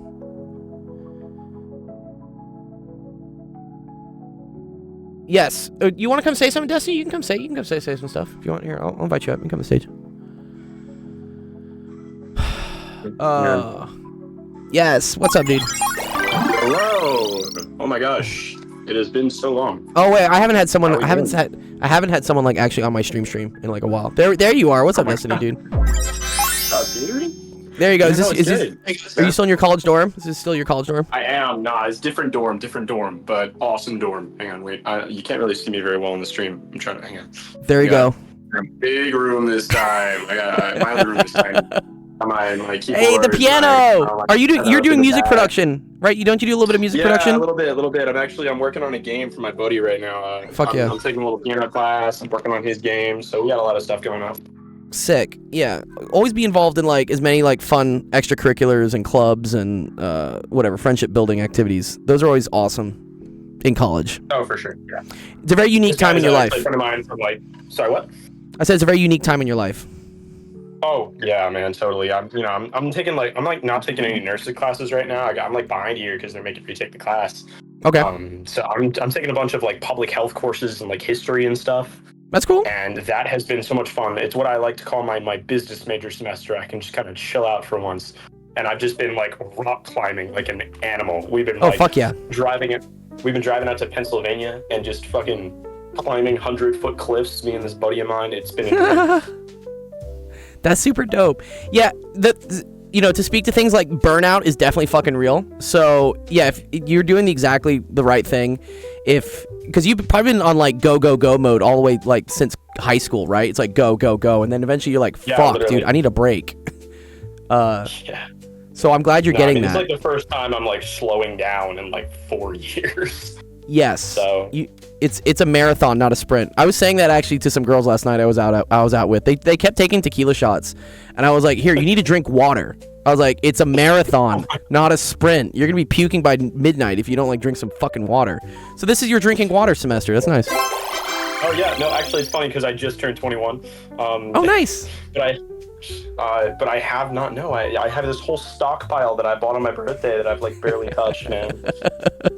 Well, I mean, celebrate when you're done with finals, you know.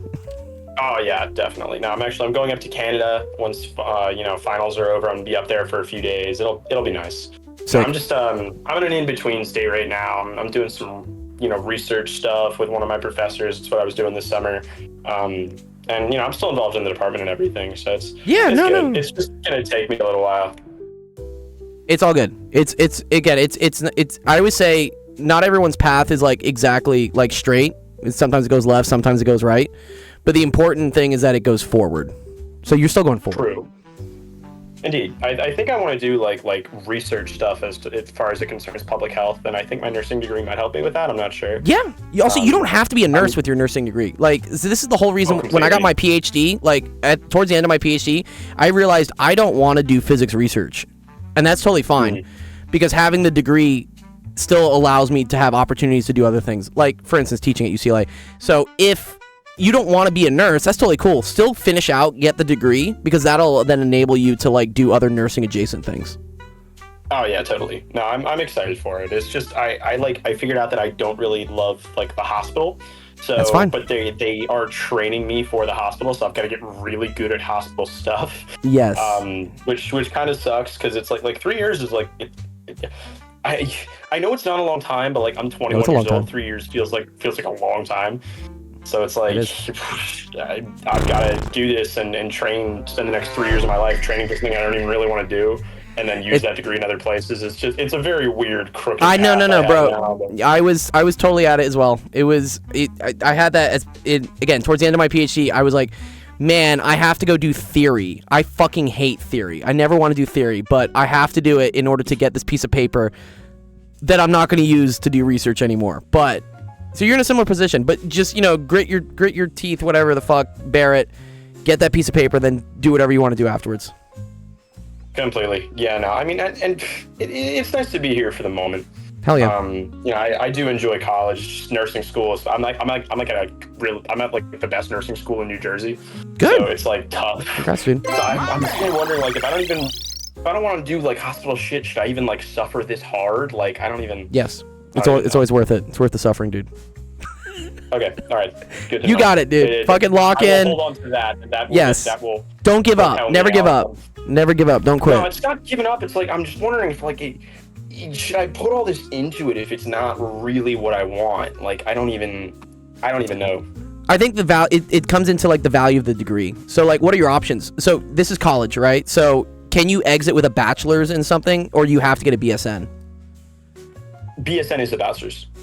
Yeah, it's a bachelor's of science in nursing. But like, is there another? Right. Like, have you taken enough things such that you could still exit with a bachelor's in something else without having to do the clinical? I could technically do public health, but an undergraduate public health degree is kind of fucking useless. Okay. It's just like it doesn't really make sense. Like it's kind of like the same thing.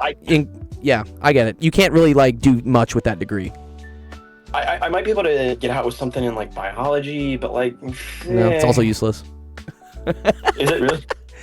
Dude, the amount of like unemployed biology majors is just like surprise, motherfucker. It's really bad. Oh no. I would get the I would get the BSN just for job security, because if the one thing that like AI will not replace is nursing, you should just have that in your back pocket. You don't necessarily have to do clinical stuff as a nursing job later. You can be like, I don't know, some sort of like, head of whatever the fuck, IT or something, but as long as you have the nursing degree, you're like accredited within the field to do things. Yeah, no, and I can go through and sell medical technology and be like, I used this back in the day, yes. Whatever. Yes, exactly. Do whatever. Yeah. I mean, it's just, oh god, it's a grind, man, just to have that little adjacent. I wish that there was like a nursing degree that I could be like, you're not going to be in the hospital. I wish I could do that. That would be great. Can't do that, unfortunately. That's okay. All right, we'll play the game. That's cool. You got it. I'm gonna get work on this question, but yeah, love you, dude. You're great. Always. Thank you for being for me, by the way, all these years. You've been this like quiet presence in like the back of my life since I took AP Physics. I really appreciate you, man. You're really awesome. I'm so glad you're doing this. Thank you for helping people do math, and I'm gonna be calling on you next semester. So. Hit me up. I'll help you out in calc, dude. I got you, bro. That's dope. Thank you for doing what you do. Bye. All right, peace, dude. All right, nice. I always love hearing from my previous students or current students. Everyone's like lifelong learners. All right, let's do this. Let's do this fucking Laplace transform. What did someone say here? You have a single Laplace transform for all three pieces? It is. Yes. What's up, Phenomenon? All right. I'm gonna do this in Heaviside form, I think. Right? Like, I basically like shift where this shit is. So I know this, right, is the same thing as just 1 over s. Oh wait, no. This is... Oh, I think I know how to do this. Okay, wait. You solved it, Mach? Wait, which one did you solve, Mach? Are you talking about the tangent lines one? Okay. I think how you do like to do a shift. Oh, nice. Okay. I know which one you're talking about, Machka. I'll check it out. So to do a shift, I think you have to end up saying like where it starts, but like it's like let me come up with it. One sec. Heaviside shifting theorem. This is what I want. Yes. Where's someone just like describing it, how it works?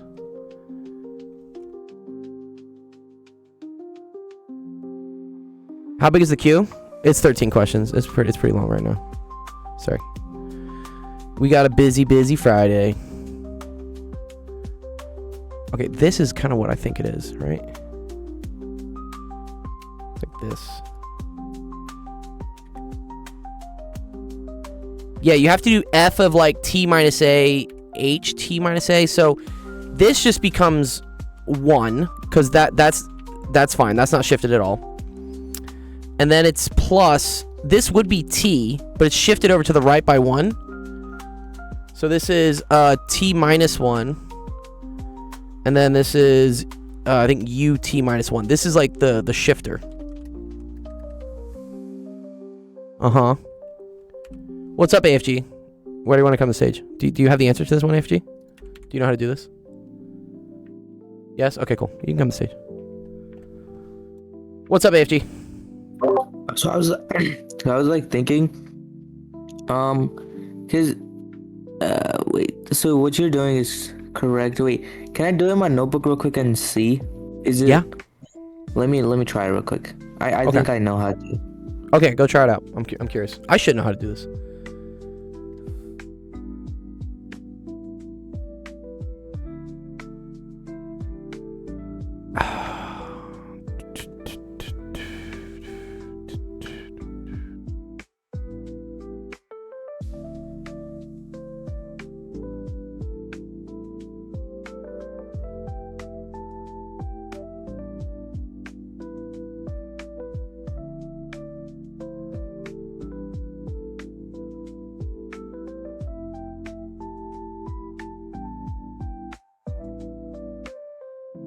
I think there's a way to do it with shifts. Who asked this? This is Matthew. Matthew asked this question.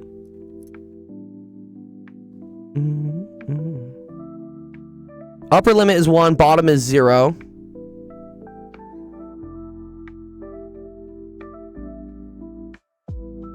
Or we could just use the definition of a Laplace transform. Sure. Is that the integral definition of a Laplace transform? So Gold, I think my approach, so the Laplace transform of a piecewise function is the integral of f of t. I think e to the negative st, right? Yes. So it's the lower limit is 0 and the upper limit is infinity. So okay. So since it's the piecewise, you can break it. Oh, into like all these different parts. Yeah, into like 3 integrals. All right, so this is 1 e to the minus st dt, yeah. And plus 2 1. 1 to 2, right? 1 to 2. Yeah, t 1 to 2. e to the minus st dt, yeah. Yeah. And then plus t squared from 2 to infinity, right? Yeah. Okay, we're not gonna use the tables. Fuck the tables. I thought the tables would be cool, but I think there's some weird shit with this shifting stuff I gotta do. How I first thought. I mean, like, there has to be like an easier and shorter way. I mean, but Yeah. Okay. Yeah. But once you get to here, these are not trivial integrals, though. I mean, this one isn't. This one's a trivial integral, right? This is just negative 1 over s e to the negative st, right? From 0 to 1. Negative 1 Oh, over do I have to s. do integration by parts for all these? Yeah. So for the first one, it would be negative 1 over s e to the negative s plus 1 over s, I think. Yeah, plus 1 over s. Yes. Yeah, because when I plug in 1, I just get negative e to the negative t over s. And then when I plug in 0, minus minus, so then that's plus 1 over s. Yeah. Yeah. So then that one's easy. when you evaluate it, no, So wait. I can just write this as 1 over s. 1 minus e to the minus t. 1 to the e to the minus s. E to minus s. Yes. You're right. Sorry, I plug in 1 for t. Yeah. And then second one, you also do integration by parts. Okay. Yeah, this is, what is this? U is equal to t, du is equal to dt. Yeah. Oh I can't man, this do is that such a pain. I can't do this in my head either, dude. dv is equal to... I did the first one in my head. I can't do this one though. No, this one is hard. And then this is equal to UV. negative 1 over s. E to the negative st. E to the negative st. Yeah. Yeah, I'm not, bro. Oh my god. I'm not. Okay, so then it's uv. Okay. So that's negative t over s e to the negative st from 1 Yeah. to 2 minus the Yeah. integral. So plus 1 over s e to the negative Integral, st yeah. E to the negative dt. dt. So Right? then that would equal negative t over s e to the negative st minus, what is that, 1 over s squared. Yeah, that's e 1 to over the s squared. negative st. See, this is 1 over s squared. Or, sorry, this is minus 1 Yeah, over s minus squared. 1 over s squared. E to the negative st, yeah. From 1 to 2. Oh, Yeah. it's kind of close almost, right? Wait. So, wait. This is the same fucking thing, right? So I could say this is this. It would be when you, because you said... Could I say so negative you t over s minus 1 over s squared, and then it's times this thing, which is e to the negative 2s minus e to the negative s?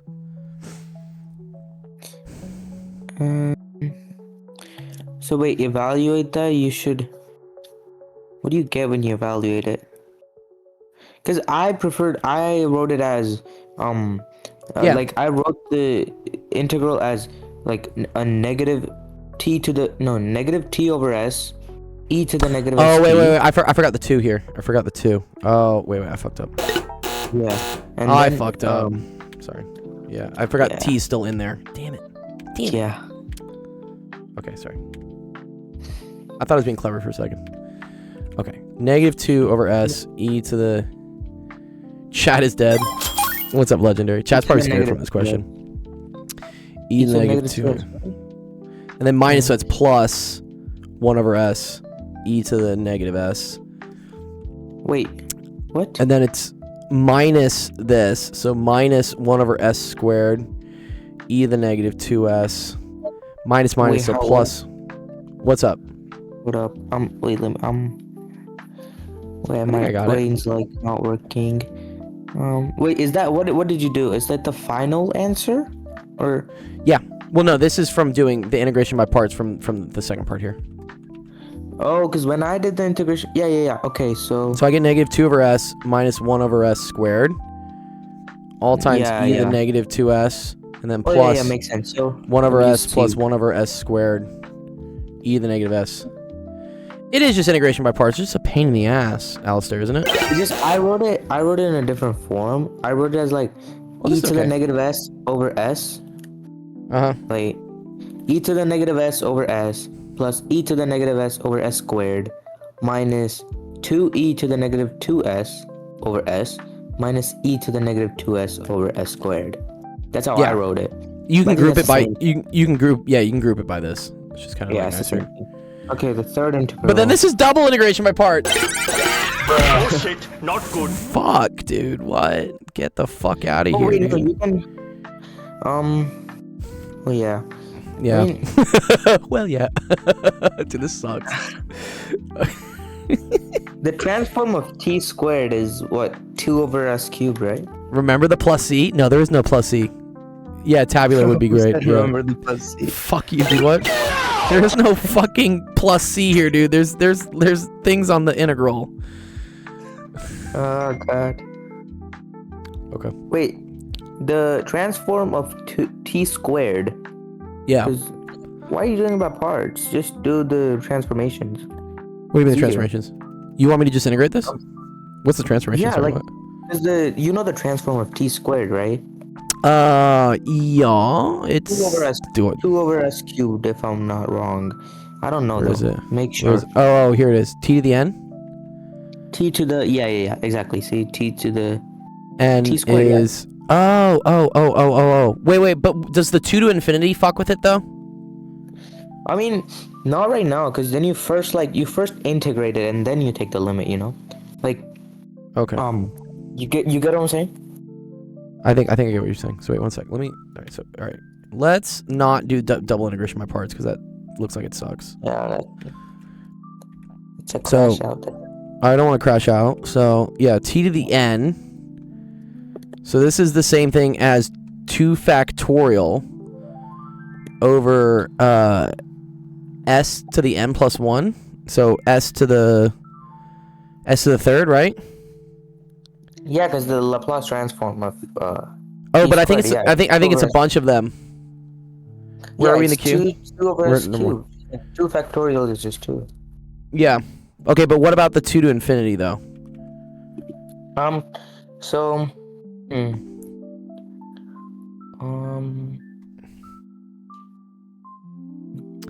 yeah, you have to deal with the initial condition. Yeah.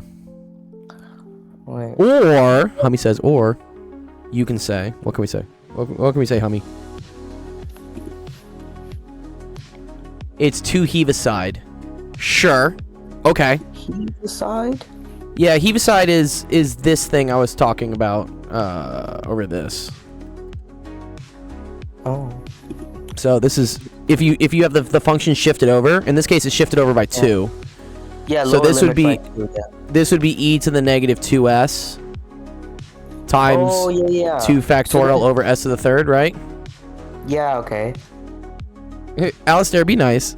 Hummy's trying. I think Hummy's onto the right thing. So then you can write it as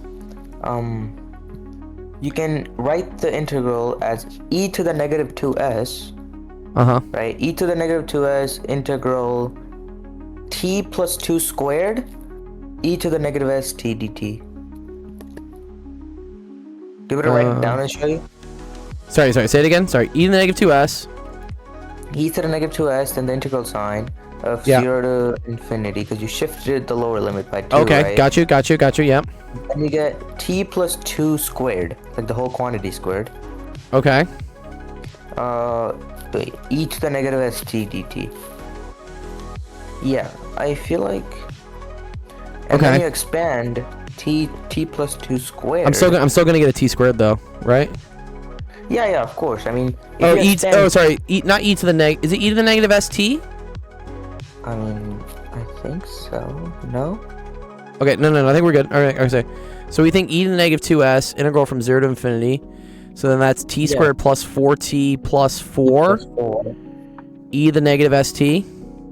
Yeah, dt. And then you can use the transforms. Okay. Now I know the transforms. You have t squared t squared e integral of t squared e to the negative st. Negative st. That's just this. That's 2 over s cubed. Oh, very cool. I like this. Okay, this is where we're using the tables. Okay, and then this is 4 over t. So this is plus 4 times t, which is then just 1 over s squared. Yeah. Oh, so 4 over s squared, right? Good. And then plus 4 is just plus 4 over s. Good job. Oh shit! And then all of this is times e to the negative 2s. Yeah. Now you just add them all. Okay, now we just add them all together. Okay, so we have 1 over s, 1 minus e to the negative s. Yeah. Plus, I'm gonna copy paste some shit. This plus this. Cool. I think that's it. That looks pretty good. Let's see. Actually, 1 second. Let me throw this in the chat. I Okay, mean, this you is can wh- simplify it. No. Well, let's see. I want to see what chat got. I think we're pretty close actually to what chat got. Chat? Who's chat? Oh, Chat GPT. Chat or GPT. like chat? Yeah, my friend Oh, Chat. My friend Chat GPT. Chat All right, here we go. GPT. Chat GPT. Let's see. All right. Whoa. Did it think we're use like close. Heaviside or what is this? Yeah, I think it did use Heaviside. This, right? This is here. This is here with the minus signs distributed. Good. 4 over S, 4 over S squared, 2 over S cubed. Nice. We did it. Good job, AFG. I forgot all this. No, that's cool, AFG. When did you learn this, by the way? I'll give you a bond coin for this. This is dope. Oh wait, I'll show you. Where did you learn how to do that stuff? That's pretty cool. All this math? Well, where did you do Laplace transforms? Like what class? Oh, I didn't take a class. Oh, you just fucking just went at this on your own? You're just like, I'm just gonna like fuck around with it? Yeah, I self-studied it. Oh, Wait, sick, dude. Look at this link. Okay, can you send me a link? Alright, let me see. This guy. 3-1 Brown, I love him. Let's It's like see. he has a You're multiple, looking at- like that a sounds lot of videos on complicated. Laplace transforms. Oh, this is dope. And yeah, if anyone, I mean this book, I like this book too. It's like 3 blue 1 brown it's- is they use this is all Manum. All this coding here, this visual coding is all done in Manum, which is like super dope, super cool. It's so good for understanding though. Like It is, yeah, no, it's super cool. They must have some really good developers on their team. I mean, they are an 8 million subscriber YouTube channel. You have a book you like Yeah. to use though, AFG? yeah, I got a book. Wait, I mainly use this most of my time. I mean, I'm still a junior. I mean, in college. I mean, That's in crazy. high school. You're junior in So, high like- school and you already know how to do Laplace transforms. Yeah, I mean, it's just like I tried, and I mean, cause I make AI and stuff, so I need it. Yeah, he's like, I make AI, so I do need it. That's cool, dude. Yeah. Oh, like, nice, try Machka. I'll it. check it. Helped me till like Calc 3. This book, Okay. pretty good. Let's see. It has Calculus Laplace with equation. analytic geometry. It's a good book. Wow. Okay.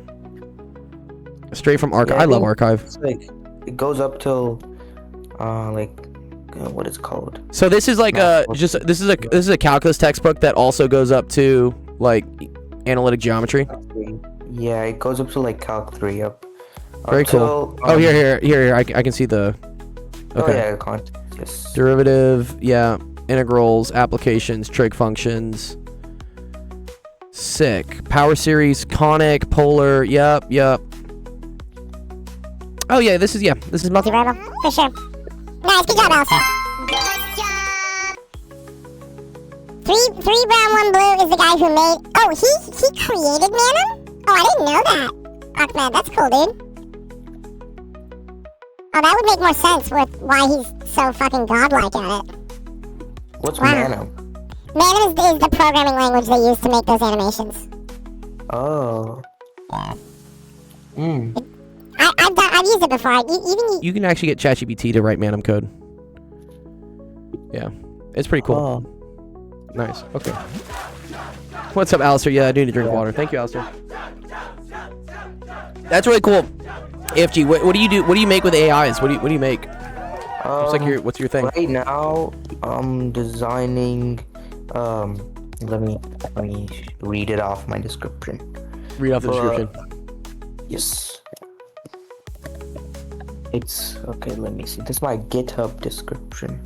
Oh, okay. Gets great. Oh wow, Yeah. Machka did a beautiful solution for this question. Yeah, by I'm the way. making a multimodal language. A Multimodal, right? Which means it takes in a bunch of brain. different Yeah. like it can do image processing, it can do like text processing. Yeah, exactly. It's to support text generation, 2D Okay. image processing, 2D image processing and generation, Uh-huh. 3D video analysis, Ooh. 3D video generation, audio understanding generation, and more. It's in beta right now, so. Okay. You want to send your Git link? Send your Git link. I'll check it out. It's private. Oh, okay. All right, you guys. All right, I see. Send me your link when it's public. Send me your link when it's public. Yes, I got you. Okay, you're good. Yeah, don't give me your trade secrets. All right, cool. Good shit, AFG. Yes, thank you. No, thank you, dude. All right, sick. Machka, this is a cool solution, by the way. I like that you did this. Let's see. What is that? So this was the question originally was like find a function for which all the normal lines of f of x equals x squared are tangent lines. So they graphed f of x. They graphed x squared. I love that you did this with Desmos, by the way, Machka. This is really pretty. And then the red lines here are all the normal lines. This is when x is less than 0. This x is greater than 0. Very cool. So, we want. Oh, and I see there's different regions. Okay. Okay. We want to find the values of x and y such that the two. Okay. Wait. Number of normal lines. Oh. But the lines like intersect sometimes. Oh, I see what they're doing here actually. We want to find the values of x and y such that the two normal lines of x squared intersect. So this equation solves for all values of x in which they share a normal line with a given point x1, y1. See, I could never do these type of problems. Like it's fun. It's a fun little puzzle. Yeah, I know. Okay, let me try to understand this. Sorry. Yes, because 1 over f prime of x. This is the equation for a perpendicular line. It's just the negative reciprocal. That needs to equal to f of x minus y1. Okay. Oh, I see, because this would be the slope. Or I see this. Oh, this is very cool. This is what the slope would be of the line of the normal line with the point x1 y1, because you're doing y2 minus y1 and x2 minus x1, but like in this case y2 is f of x and x2 is x. Okay. And so wait, cross multiply. Wait. F prime of x was equal to 1 over 2x. Oh, I see. So you multiply that. Cool. You multiply that. And now you get this. Divide by 2 to make it a cubic with a equals 1. Oh, God. Because a equals 1 and we want exactly 2 solutions, this can be factored like this. Bro, I would have never come up with this, Machka. This is crazy, dude. Yeah, this is crazy. This is cracked, dude. What? This is dope. The moment I see that problem, I would have never thought of doing all of this. I would have probably like found the derivative and be done with like. Yeah, I'd be like peace. I'm out, dog. What the fuck? This is cool though. All right. So, in terms of m and n, so 0 equals m plus. Okay, we can solve for b, c, and d in the cubic. X plus m, x plus n, x plus n. 0 equals. I don't know where this is coming from. Okay. So then we solve a system. And then you get to this. Wow. Machka, I'm gonna still need a little bit of time for me to like understand like what happens from here over to here. He did solve it. No, he got the right answer. And he has a beautiful solution here, actually. I just need a little bit more time to understand it. I'm getting close. I appreciate you doing this, though, Machka. And if anybody else wants to read it, it's in the Discord. Where is it? It's right here. Let me take some time to, like, read through it. I really appreciate all the effort you put into doing that. It looks sick. Look, I put a good problem if someone like puzzle solvers want to try it. I couldn't do this. I ultimately had to ask ChatGPT. ChatGPT. Yeah, some of the cubics. Yeah, I don't know. Like, I know all the quadratic stuff, but like some of the cubic stuff, I'm just like, nah. This is some odd and even function. Like, no. Like, yeah, I think this is this. Sorry, Machka said 0 from 0x squared. I think this was. Oh. I see what he's saying. See how this is x cubed? This is just a power of x, and this is like x to the 0. So in terms of like the x squared term, if you were to do this, the x squared term would be m plus 2n, but that has to be equal to 0. I see you're doing it term by term. And then 1 minus 2y over 2, that's just the x term. So that would be n squared plus 2mn. Okay. Right, because you would get one. Okay. And then this term here has to be nothing. So that just has to be n times m, which is mn squared. I see it. You're doing it term by term. This is actually really smart. Okay, I do get it. This is very smart. Yeah, so let me just show real quickly what's happening here. Because this is cool. And I appreciate it. Alright, good to see you. Yeah. Always hop on the Discord whenever if you want to talk or you got like some ideas or insights. Discord, because I had I don't know, 6 pings from my friend. So I was like, let me see what everyone's Let's see what's going on. Fuck yeah, dude. Yeah. And I saw Laplace, so I just had to join. You're like, I know Laplace, let's do it. I appreciate it, dude. Yeah, alright, see ya. Peace, dude. Alright. Yeah, so here, let me show you. Alistair was asking about this. Okay, so then this is x cubed, right? And then this is 2x, or I should say x, x squared, 2n. And then this is x n squared. And then this is x squared m. And then this is x 2mn. And then this is mn squared. Oh, how can you factor this? Oh, because this is a cubic. So cubics can be factored like this. Oh, okay. I don't know exactly.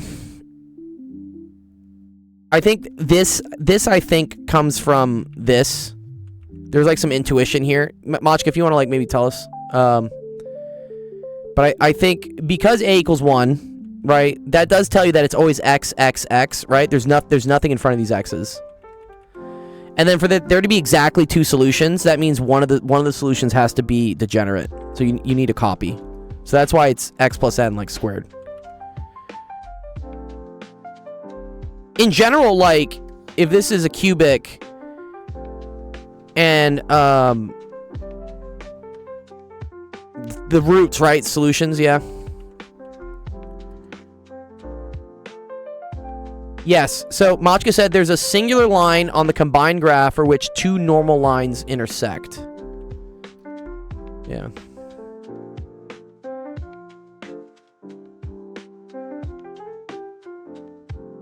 Yeah.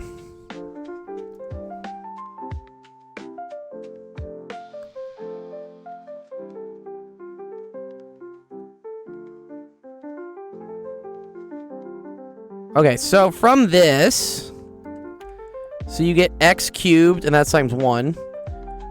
And then plus x squared, and then that's m plus 2n. And then plus x, and then that's n squared plus 2mn. So that's x to the first. And then it's plus x to the 0, mn squared. So then that's where you're getting all this, right? This is x to the 0, so that's this. This is x, so that's this. That's where you have n squared plus 2mn. And then 0, that is because there's no x squared, and then this is 1. Okay, cool. So when you do that, yeah, this is a systems of equations. Fascinating. You get m is equal to this, blah, blah, okay. So 1 minus 2y is equal to that, Oh, and then you're just solving for y1.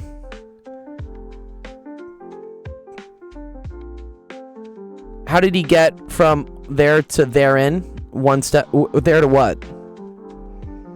No, he's showing all his work. I agree with this. This is really cool.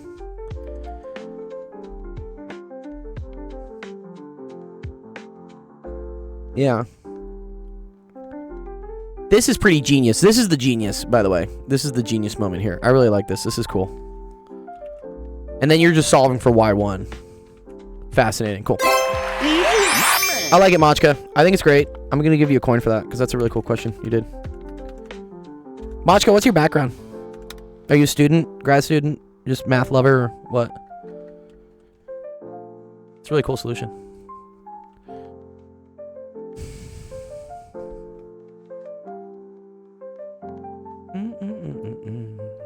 You're a junior in high school. How do I have so many smart motherfuckers that are in high school? This is dope. That's dope. Y'all are awesome. Yeah, you and like AFG, like doing Laplace transforms, very cool. I appreciate it. Yeah. Thank you for. I will say, so for those, you young people who are very smart in math, I would definitely stick around the Discord because I have some potential partnerships opening up with. I can't really say a lot about it because I had to sign some NDAs for it. But let's just say it involves like very smart young people and they're trying to recruit these people for things. So when I can tell you about it, which I hope is in like a couple months or something, I would love to tell you guys about it, I guess. Yes. You would be the ideal audience for it. It's a lot of stuff with like some very cool people at like XAI and ChatGPT and stuff. Can a 6th grader apply? Yeah, I think it's kind of like all ages. You just have to have there are certain people that just for whatever reason have a real knack for doing these high level math things at a very young age. It's very impressive. And this is kind of like a program to like kind of accelerate those people doing more things. I'm sorry, I have to be so vague with it because I don't know exactly what I can say about it. But I'm glad you found us. I think that's kind of the main thing I want to say. And then, yeah, stick around. Okay. It would be online as well, I think. For the state table and each of the state assignments shown, design a system using D flip-flops. Okay. This is a circuits dude, I hate that I'm on the precipice of this. I like almost know how to do these questions. Because I feel like this is like input, output. Awesome. Yeah, that's your dream job? That's really cool, Machko. I'm glad. Well, so some of the people in our Discord are math professors. I've been a physics professor, so you're definitely around the right people. Just keep doing what you're doing, and the right opportunities will like materialize, and then you'll be put on the path to do that stuff. This is not Algebra 1. Sorry, Arts. I can't see your chats. Sorry, my bad. The chat thing breaks sometimes. Give me a second. Yeah, fucking TikTok.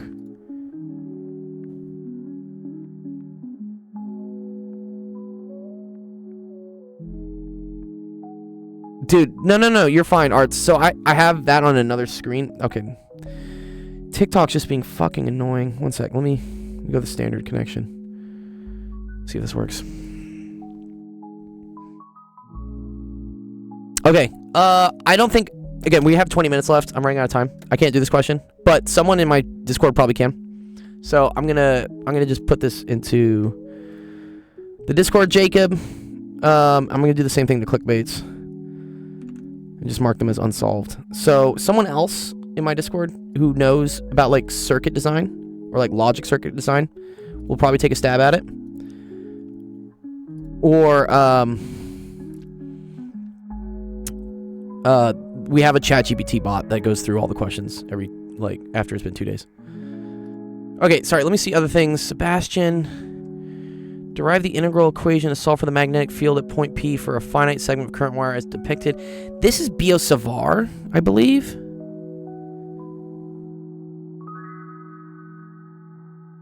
Check the convert. Yeah, let me just go through all of them real quick. Let me just see. There are a lot of questions I got asked. Ahmed, where's it? You're the last one. Oh, this is cool. This is French. Something about determine the domain of the definition of D. Montreurs usually demonstrate that S is a class of L1 that spans D. Is that what that means in French? Okay. You know who's really good with series, Ahmed, by the way? His name is Zach. So if you go to the if you go here to our website, actualofficehours.com, click on the streaming schedule. These are all the other people that stream, and they're really great. Zach, E2iPie, has a stream. He did his master's thesis on sequences and series. He has a PhD in math as well. But he has a stream Saturday morning, so in about 10 hours from now. And he would probably be the best person to go over that question. I am using a Wacom. Okay, sorry. Let me just see if there's something that, like, I can just, like, do quickly. Oh, this is a fun one, too. What do you do as a job? I do this. Han Solo and Chewbacca? Oh, this is so fun. Oh, man. I love all these questions. You guys... Oh, man. I wish I had more time tonight. Fuck. One sec. Let me see. Can I move some things today? Probably not.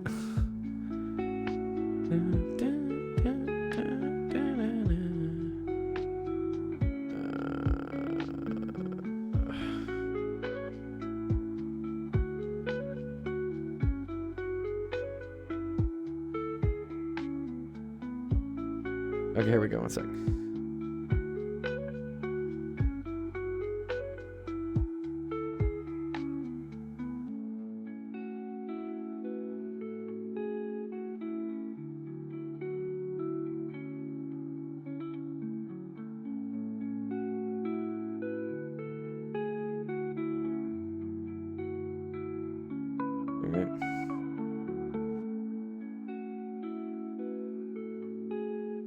Okay, I do have a little bit more time here. I'll add 30 minutes to the let me add 30 minutes to the clock for you guys. Can I solve JEE questions? I really don't like that. I have kind of like a ban on JEE questions just because they hurt my soul. Okay. Okay, I'm giving you guys another hour. Look at that. I'm a kind and generous God. We're going 5 to 9 today. It'll update. Okay. Then let me just kind of go in order, because I feel like I can still go through some of these questions in an hour. Sebastian, you're up. Because I want to do the Chewbacca one. That one looks fun. That's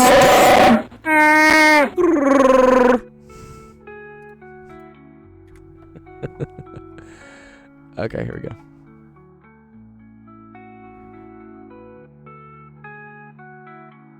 Yeah, don't worry, Arts.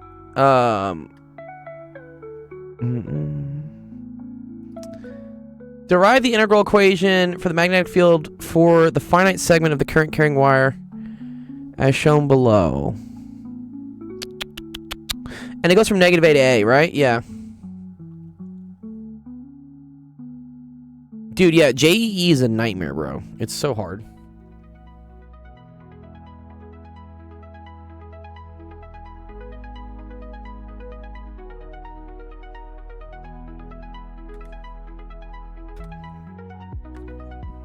Okay.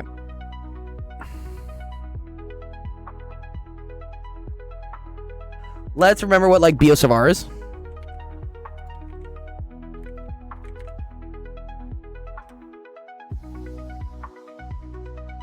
This derivation has been done a lot before, actually, too.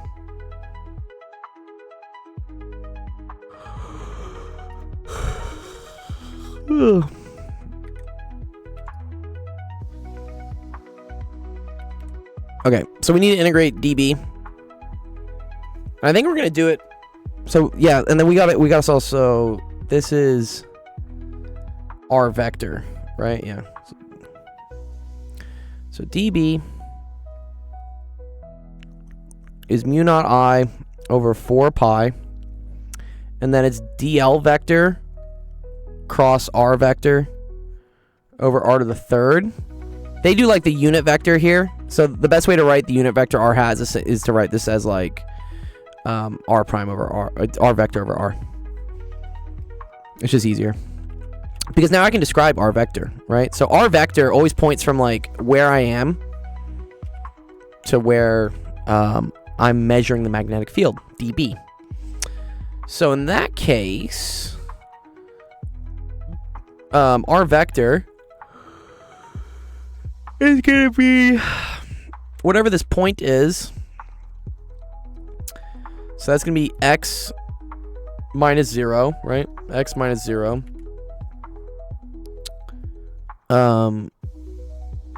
0 minus the y point, so 0 minus y, I guess, right?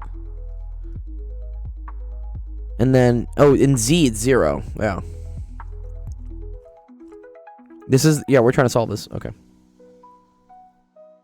So, yeah, okay, so that's equal to x comma minus y comma 0. Great. And then dl is just along this direction, so dl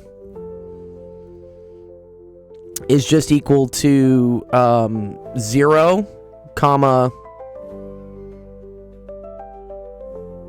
isn't it just in the y direction? Yeah, it's just dy comma 0, right? Right, yeah, dl is just y, is just dy y hat. Yeah, okay. Cool. So then that cross that will give me an x and a z component, I think. No, sorry. Y cross x will give me z. Y cross y will give me 0. Yes. Okay.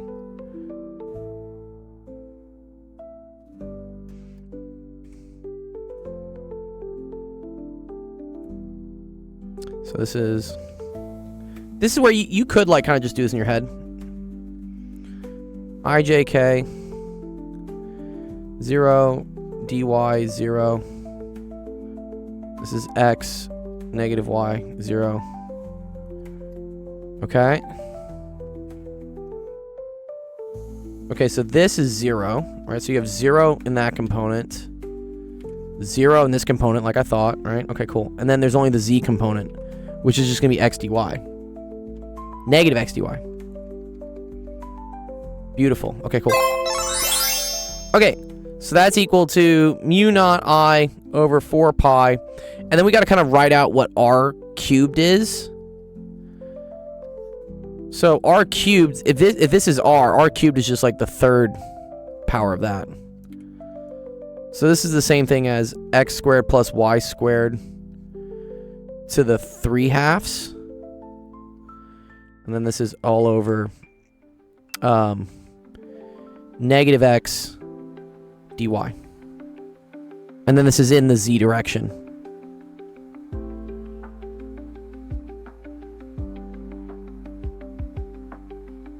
Right, and then this came from this. Okay, cool. Now, here's the interesting thing, is that as we integrate from minus a to a, let me think. No, that's okay. You could also just do 2 times 0 to a, I'm pretty sure. But here, let's do it from 0 to a. I think you do this. So integrating. I'm thinking of the electric charge. The electric field is interesting because you get it canceling out.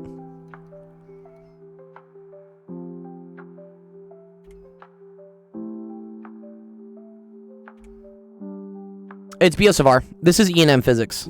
Yeah. Electromagnetic whatever. Okay. And then this is...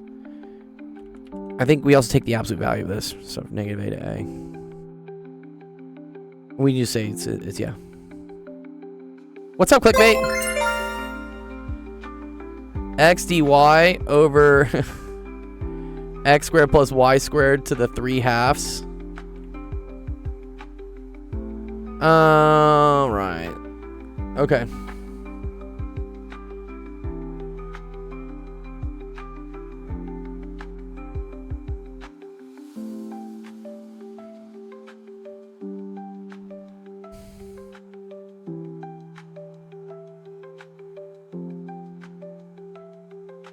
Oh, this is the integral equation. Okay. Okay, then you're done. Right? Yeah, nice. I think you can eventually show this is like sine of A or something.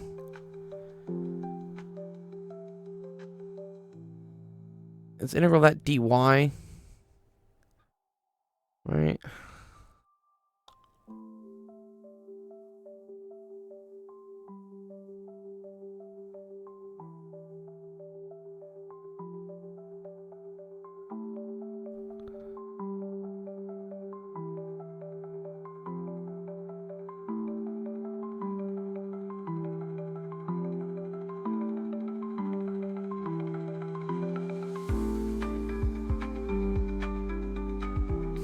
sec.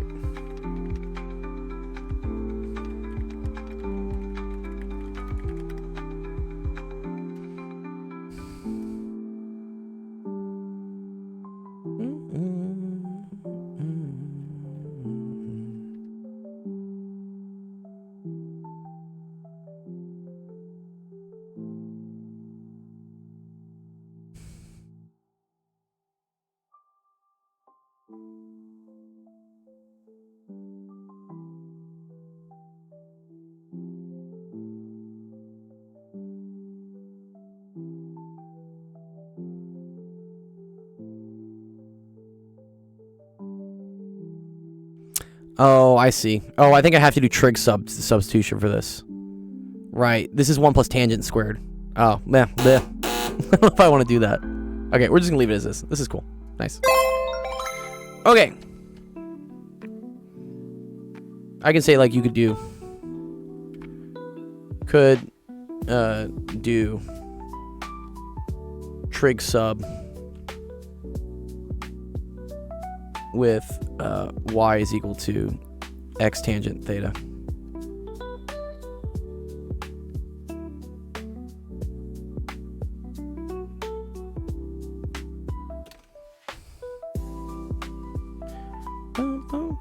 All right, that was Sebastian.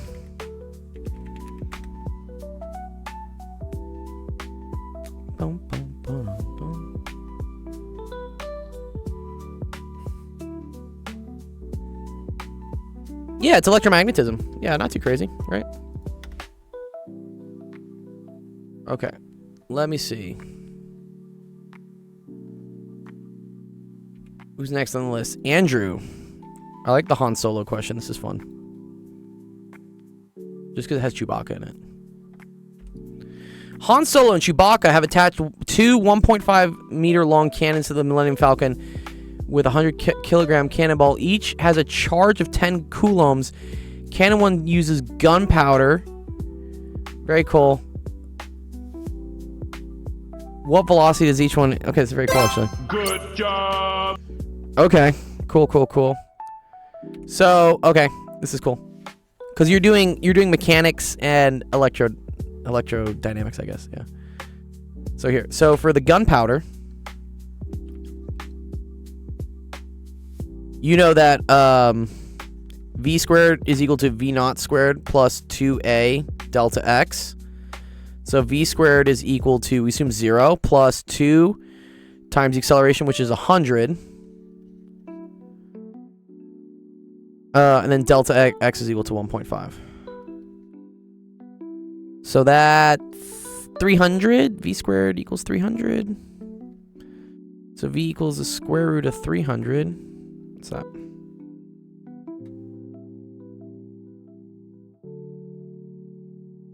Square root of 300 is 17.3 meters per second.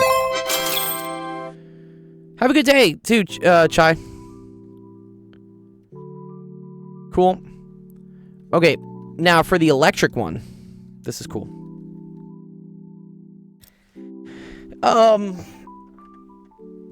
An electric field.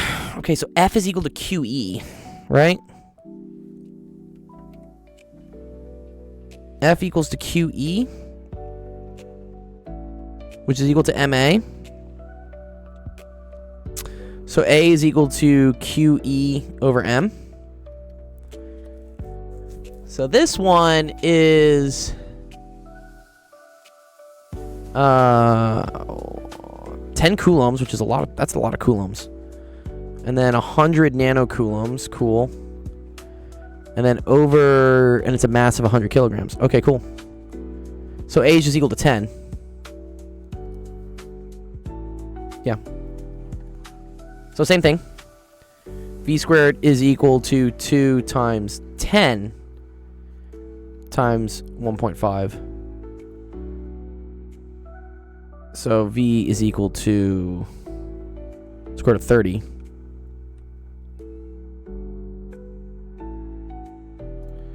.47 meters per second. Cool. Unbeknownst to the crew, R2-G2 is performing repairs on the ship when the first cannon is fired perpendicular to the surface of the ship. R2 has a mass of 32 kilograms and a charge of minus 5 microcoulombs. If R2 is standing 5... Yeah, do you see that from Mistral?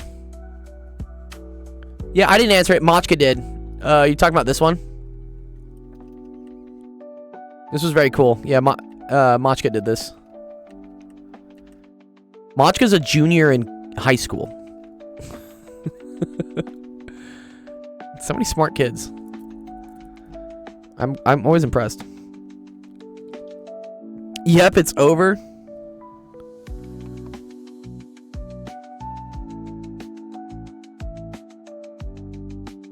Well, what was the question, Dream of Dawn?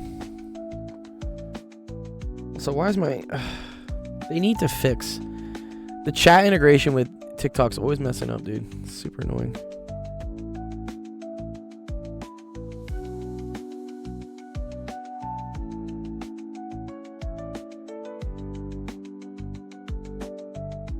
Oh, there you go. Now it's working again. Yeah, go check it out for Mistral. Yeah, it's in the Discord. The solution's there.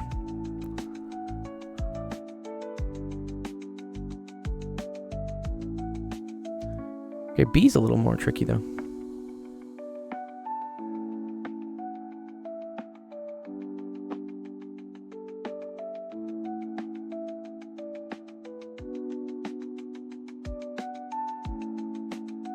Okay.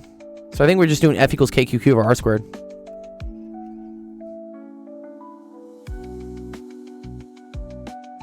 So in this case, that's 9 times 10 to the 9th. And then Q of the cannonball is 10. And then Q of R2 is 5 times 10 to the minus 6. Not very charged, R2. And then R squared is equal to, if he's at the base of the cannon, then R is 1.5. I'll take a look at it right after this, yeah. See what we get here.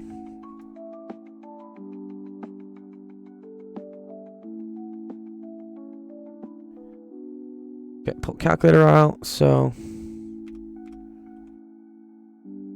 9e to the 9 times 10 times 5 e to the minus 6 divided by 1.5 squared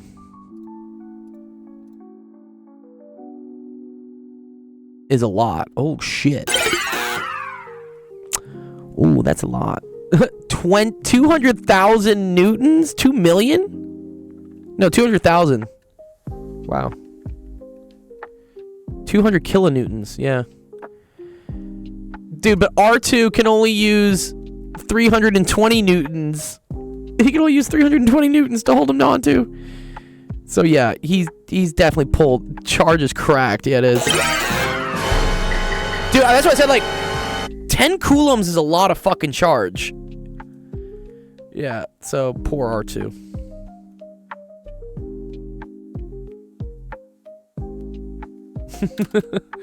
Okay. Which is much bigger than 300. What was it, 320? Yeah, 320 newtons. He flows away. All right, cool question, Andrew.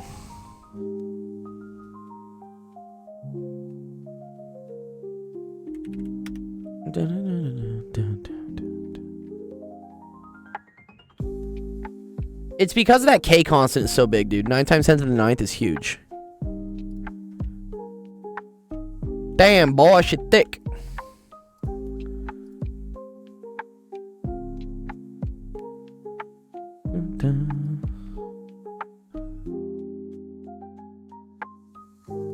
All right, let's see. We got Mia.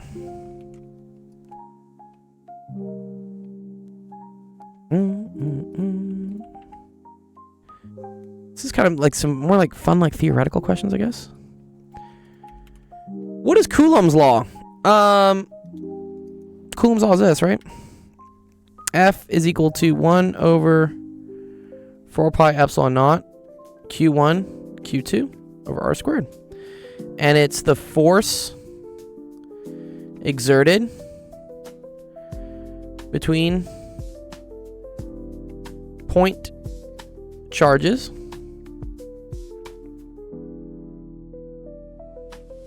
having charge Q1 and Q2.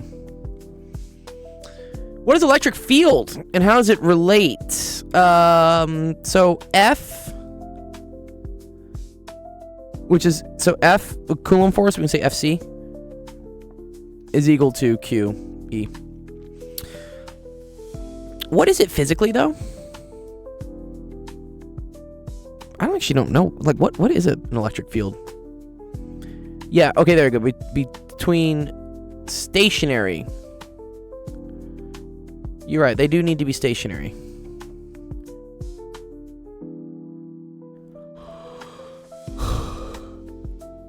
I don't know really how to describe what physically an electric field is. I just know they're created from point charges.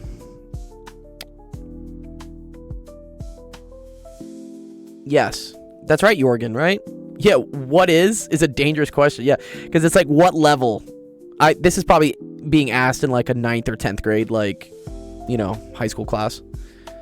So I doubt they're using the word vector field. I don't know. I'm just saying, like, yeah, it describes how charges would move.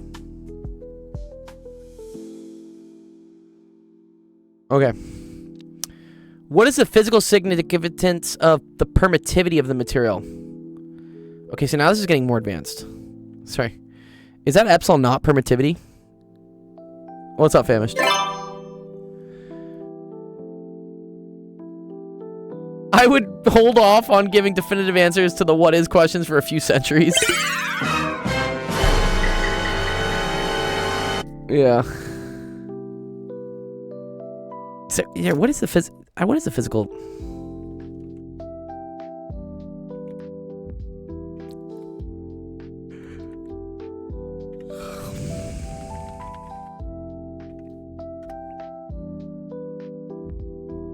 How an electric field interacts with the material. Oh, how an electric field is permitted to form within a material. That's cool.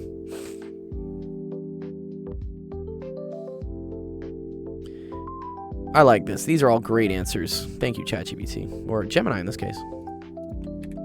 Yeah. I didn't ever think of it that way. But yeah. How was it derived? Ooh. Did it come from Gauss's law? Do we think it came from Gauss's law?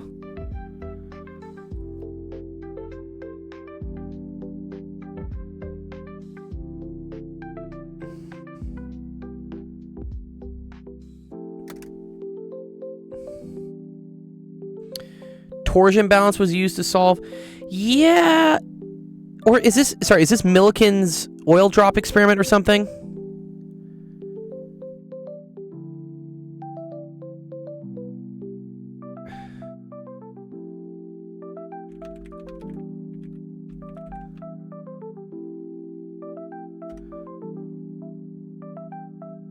It was torsion balance. Very cool.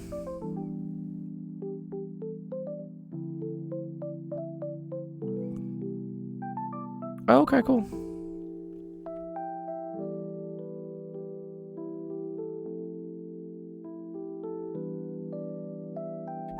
Cool. And what is the principle of charge conservation? I guess like charge can never be created or destroyed.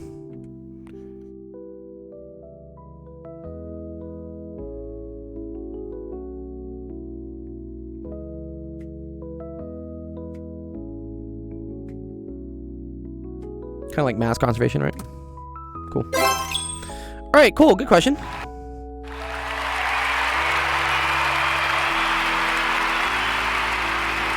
Mia.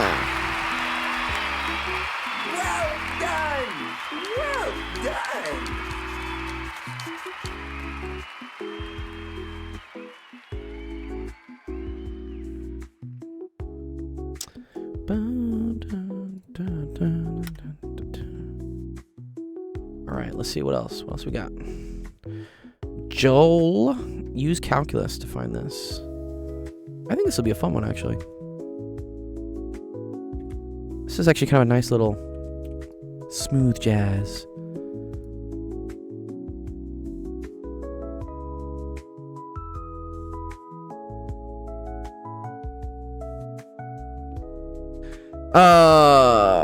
Because the nice thing is, I think I can just write these as two different integrals, right? I can just say this is the integral from 4 to 9 of x squared over the square root of x plus the integral from 4 to 9 of 1 over the square root of x. And let's remember the square root of x is equal to x to the 1/2. So this is the integral. Oh, don't forget the dx. 4 to 9 of x to the 2 minus x to the 1/2. So that's x to the 3/2. Plus 4 to 9. And then this is x to the minus 1/2. And now this is just power rule. Take this, raise it by 1, divide by the new one. So that's going to be 2/5 x to the 5/2, evaluated from 4 to 9, plus 2 over 1 x to the positive 1/2 from 4 to 9. Because minus 1/2 plus 1 gets you positive 1/2. And then when you divide by positive 1/2, it's the same as multiplying by 2. Sick. Okay, so now we can just solve this. So that's 2/5. And we can say like the square root of 9 to the 5th minus the square root of 4 to the 5th plus 2. And then this is square root of 9 minus square root of 4. Yes, this was really nice. It's nice to get nice questions though sometimes, right? So it's 2/5. 3 to the 5th minus 2 to the 5th plus 2. 3 minus 2. I'll take them though, dude. I fucking love them. What is that though? That's not 243, right? 3 to the 4th. No, it is 243, right? Are we? Back up. Do you do this a different way? I'm curious. This is 32 plus 2. Is 3 to the 5th 243? Yeah, okay. I'm not crazy.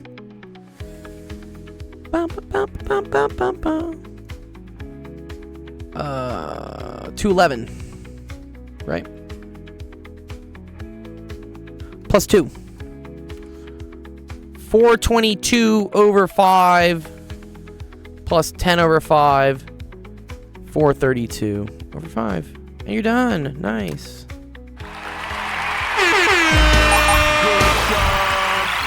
I like that one. Thank you, Jolie. Well done.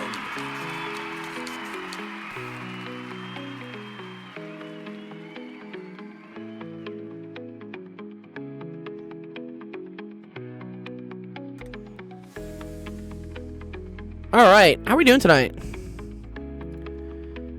Been going for 3 hours and 3 minutes.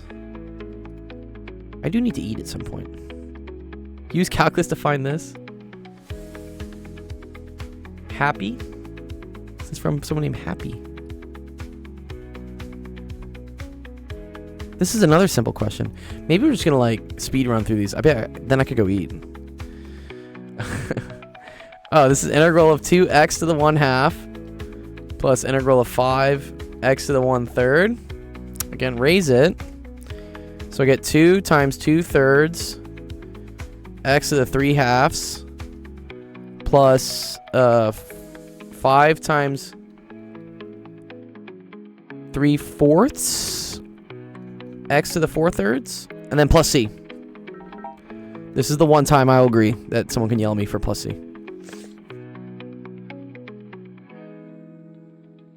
Okay, so that's 4/3. You could say this if you want. Cube root of x squared. No, wait, cube root of x. No, I fucked that up too. There we go. Plus 15/4. Third root of x to the 4th. Plus c. Nice. Good job. Wow, these have been nice. Love these. C equals 4, by the way, if you're curious. Why is C equal to 4? Well done. Why do you think C is equal to 4?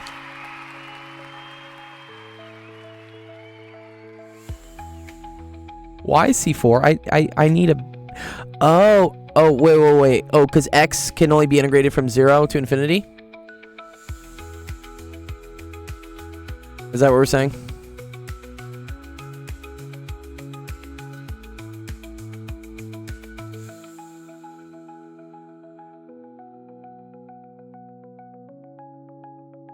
It's science, God said so. I mean, I'll go with it. I'll roll with it. I mean, the domain of that thing is definitely from 0 to infinity.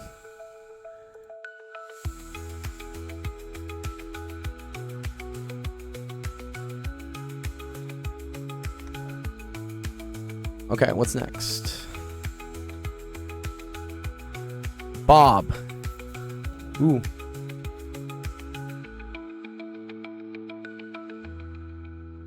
Electric fields correspond to the acceleration of a fluid, but that does not illuminate anything. Charges respond to it with a sign difference. Yes. Are you asking about the high school question? About, like, what's an electric field? This is another fun one. Dude, I love who... Someone just dumped, like, a bunch of, like, speedrun calculus questions. Okay, I don't know what the derivative of 1 over x plus x to the 4th is. But I do know what the derivative of something... Let me get a different color. I do know the derivative of something to the 4th is, right? It's equal to 4 times that something all to the 3rd. Plus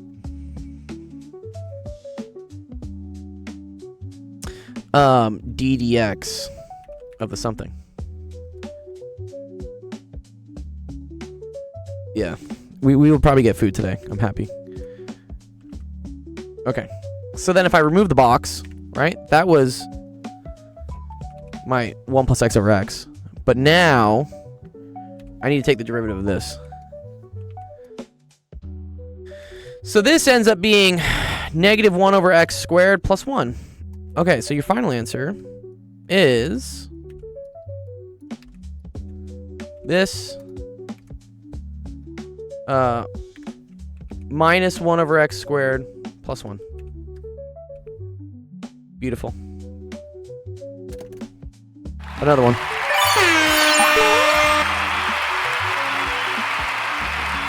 This was Bob. Well done. Well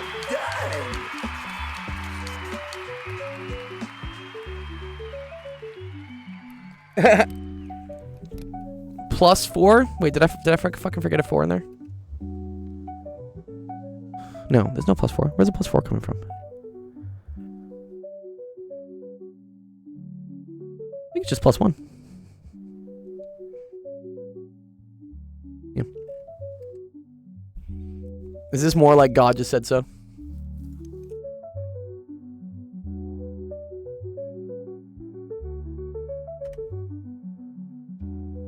Oh, it's a joke from the integration. Yeah, I got you, bro. All right. Khaled always has some interesting ones. Yeah, here we go.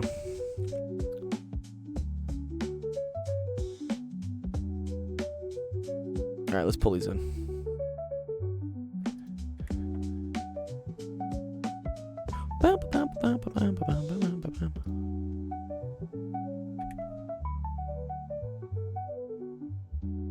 Okay, there's some vectors. Find an equation of a line which passes through A and B. Well, that's easy. It's just vector B minus vector A, right? So AB is equal to vector B minus vector A. Khaled, not too bad, right? So this is going to be 3, comma, P, comma, wait, no. No, B's the second one, sorry. 6, comma, 2, comma, 6, minus 9, comma, minus 2, comma, K. So then the equation of the line is -3, 4, 6 minus k. Oofy. The model gets really absurd real fast. Oh, 9, -2, 1. Yeah. Sorry, I'm dumb. I don't know why. The k is the unit vector. Oh no, I'm getting tired. I'm getting tired, boys. Sorry, I'm getting tired. What's happening? Did you try Dirac there? Yeah. Sorry, it's not 1k. They said find the... Okay, so it's this times t plus the point, right? Which would be 9, -2, 1, right?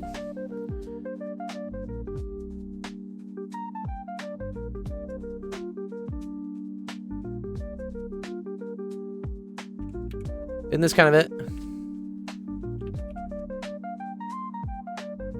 That's like parameterized form. Because this is like the slope. This is a slope between 2 points and then plus like an initial point. All right, great. Given that C lies on L, find the value of P and Q. Okay, cool. So that means 3, P, Q has to be equal to -3t plus 9, 4t minus 2, 5t plus 1. Okay. Systems of equations, I guess.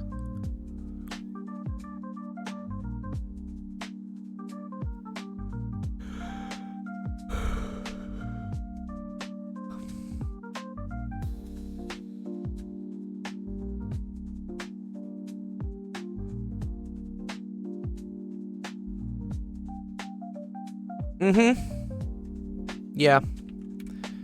So, -3t plus 9 equals 3. This gets me the t, which is nice, right? So t is equal to 2. And then that tells you what this is, right? P equals 4 times 2 minus 2. So that's equal to 6. Q equals 5 times 2 plus 1 equal to 11. We're doing great. Vector point D lies on AB and is such that OD is perpendicular to AB. Wait, where's O? Is O the origin?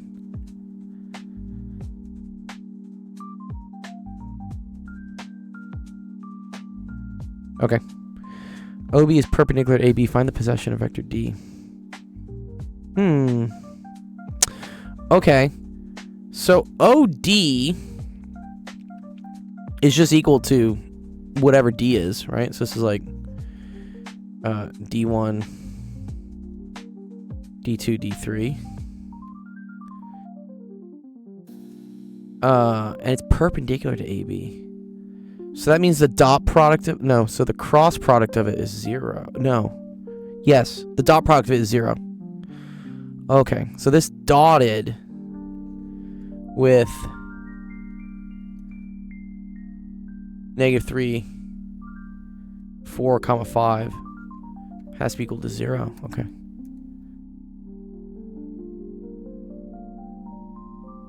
Because this is, yeah, this is like, so yeah. So D vector dotted with AB vector has to be equal to 0. You can also assume OD is a unit vector. Okay. Well, so what do I get here? So I get -3 D1 plus 4 D2 plus 5 D3 is equal to 0. Oh, if I want to do like 1 over the square root of 3 or something. Well, actually, I don't know what it is. Okay. All right, this is one equation. But also I know it lies on it, right? So I also know from this, right, that D1 must be equal to -3t plus 9. D2 equals 4t. Right? What's up, Legendary? I love this question too. And then that D3 must equal 5t plus 1. Yeah, math is fucking dope, dude. Interesting. Well, I think we can use this, plug into this, solve for t, and then we get d's.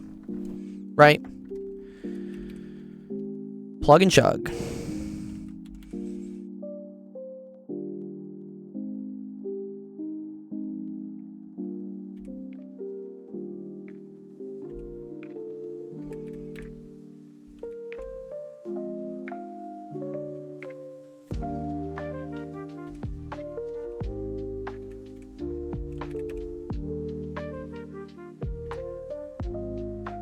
There's a minus sign here.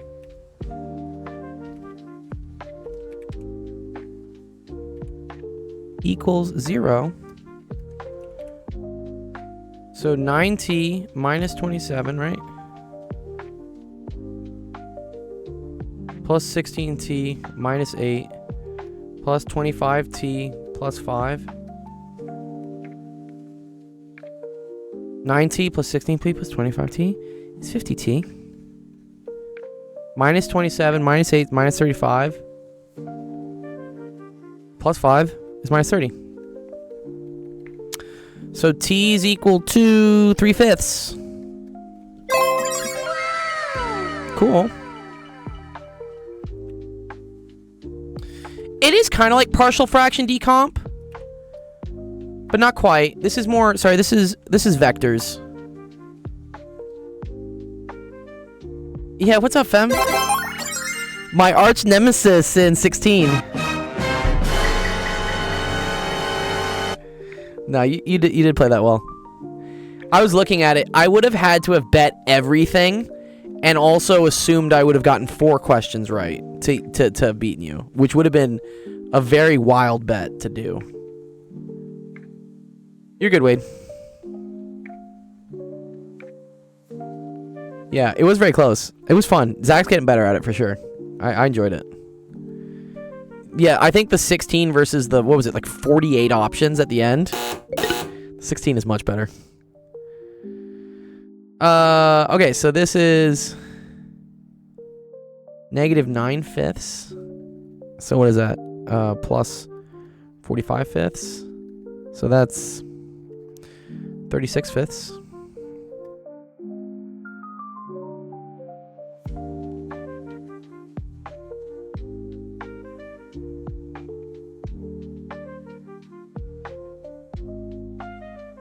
Jeff, when are you going to play? You should play 16 with us. It's kind of fun, actually.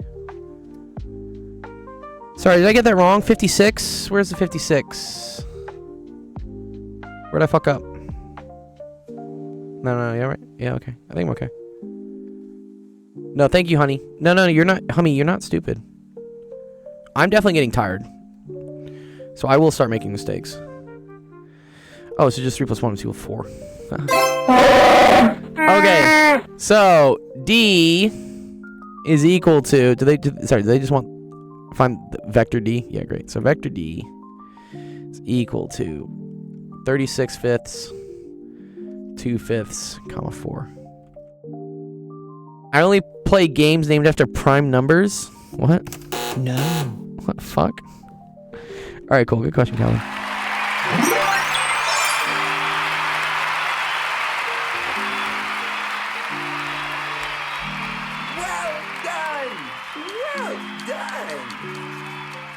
Yeah, Christian. Hey, if you want to submit an eigenvectors question to the queue, I will do it. And because like you've never asked a question before, I might like let you skip the queue a little bit. 'Cause I don't know how many people are actually still here watching from. We've been going for a while. Let's see what are we at on the queue so far. Oh, not too bad. Parm Bagel asked this question 2 hours ago.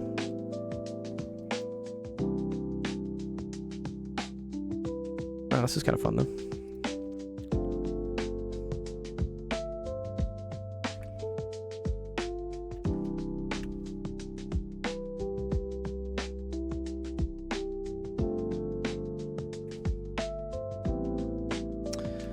Let's see. As new packages are unloaded from the back of a truck, they are slid down a ramp and stopped by the large spring at the bottom.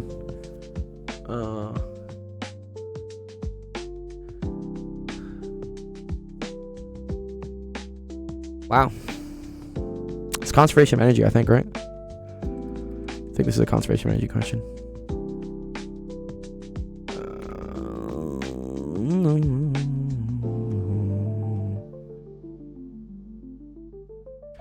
This is conservation of energy.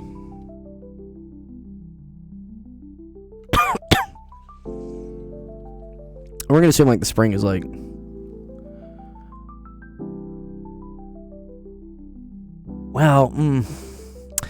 see, but if the spring gets compressed, it technically decreases the height as well. Right, clickbait? Yeah, this is a fun question, yeah. Oh, fuck. Fuck.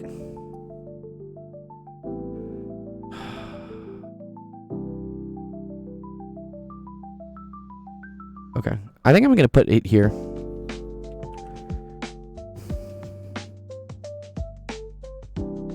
Or, yeah, I'm going to put it there. I'm going to say that's height equals 0.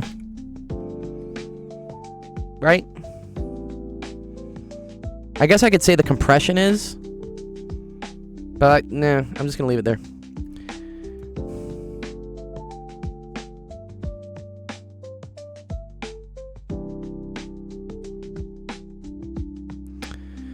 Okay, this is 30 degrees. The length of the ramp is not including the spring. Right? And that's 3.45 meters.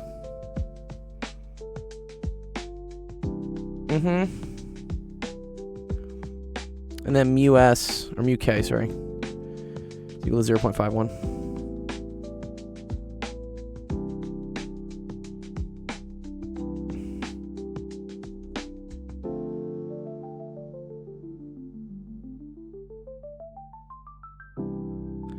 Okay, I think we got all the information. Okay, so before energies. So you do have potential. So that's going to equal to mgh, which will equal mg. And then that's going to be 3.45 sine of 30 degrees. Right? Right. So this height here is equal to the hypotenuse, 3.45 times the sine of 30. I can see that. The cool thing is, yeah, kinetic energy is equal to 0. Yeah, there were a lot of cool ones today, Fembox. And then K-Spring's equal to 0 as well. Cool. Alright, now it compresses, though.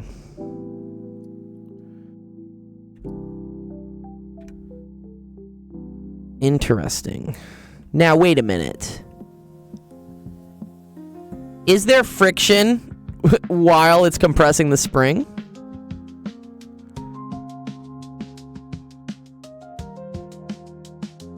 That's the question, right? Can we assume that the spring is frictionless, maybe? Yeah. Because I bet the simple answer is for mu g to be equal to 0 here, but I'm going to take it a little bit further because technically the amount it compresses also contributes to like a decrease in gravitational potential energy. So here, mu g is technically equal to negative mg, and then we would say delta x sine 30 degrees. Because this thing will slip this way down, and the amount of height it drops is delta x sine 30. Okay. Kinetic energy is still 0.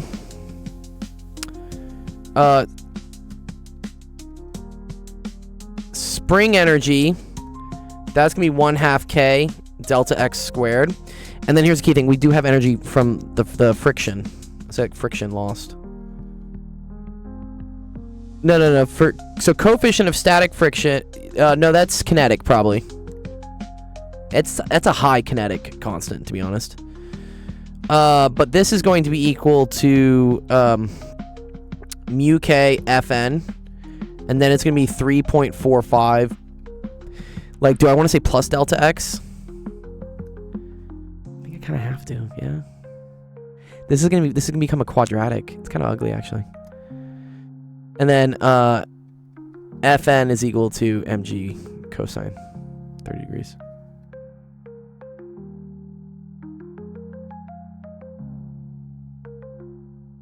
Oh, wait. Sorry.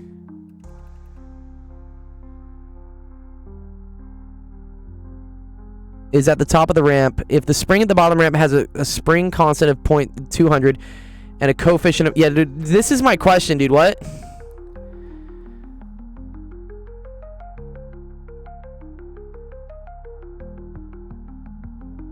Well, we're saying how much is the spring compressed? Wait. I assume this is the friction on the ramp as it's sliding down.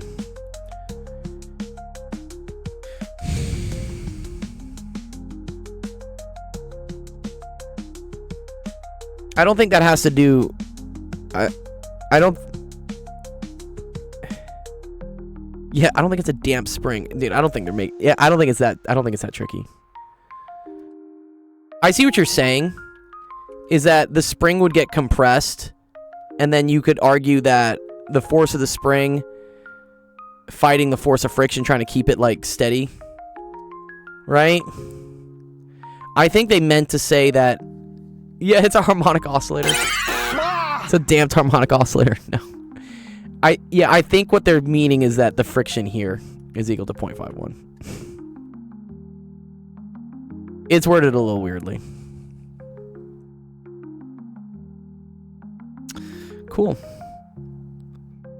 Okay, so then total equals total. So you have mg 3.45. Yes, I will submit it to ChatGPT. I am curious. Is equal to negative mg sine 30 degrees delta x plus 1/2 k delta x squared plus mu k mg cosine 30 degrees 3.45.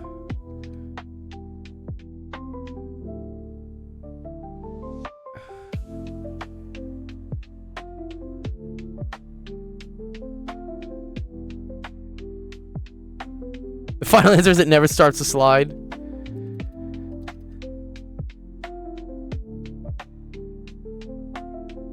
Well, then why do I care about how much is it compressed?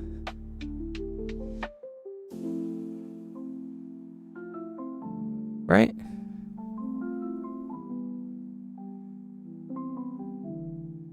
Okay, let's see. Let's see if it is being that tricky of a question. That's funny.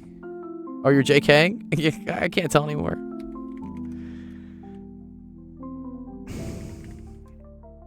I think the way we're doing it is correct. I'm just curious.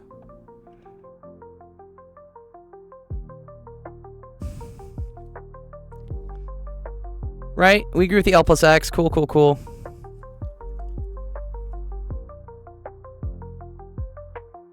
Interesting. They don't count the negative.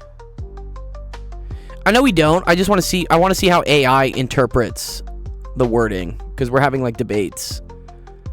Notice how AI does not consider. It doesn't consider the drop in the gravitational potential energy due to the spring compressing. Yeah, it doesn't do it. So I should say it like, forgot to account for the.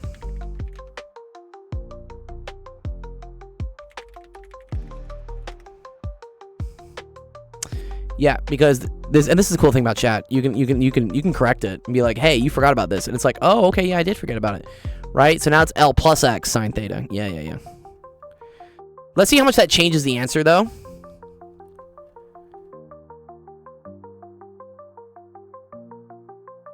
Wait, 2.75 meters compared to 0.44.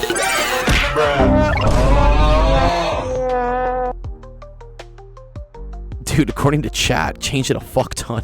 Okay, I don't trust chat now. Yo, what?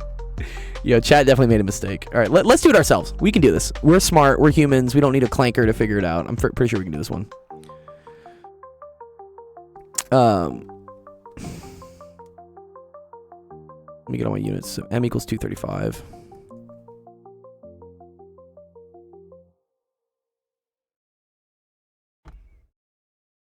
M equals 235. All right, so let's figure it out. 235.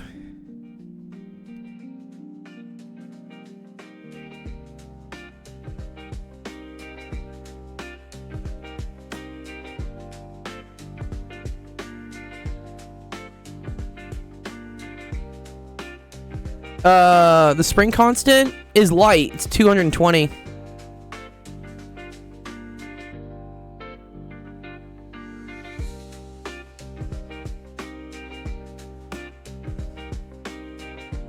I'm just gonna round things.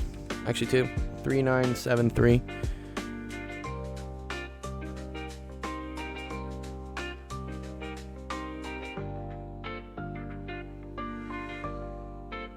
I'm gonna be an engineer for once and just get. I just want decimals at this point.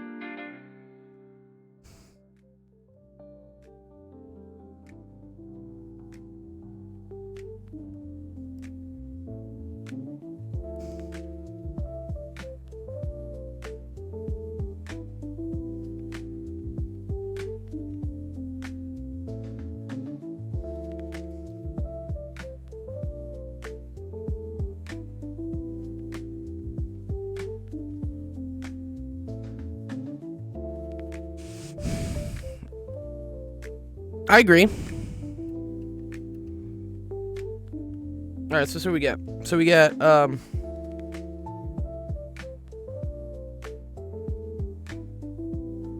so 464 is equal to 110 delta x squared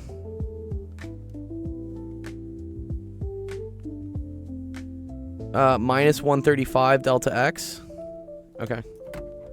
Move that over.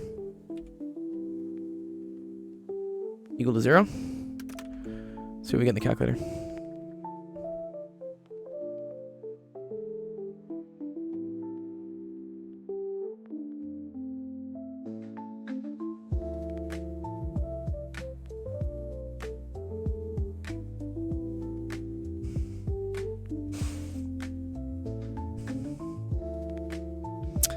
Should get a root. Interesting, okay.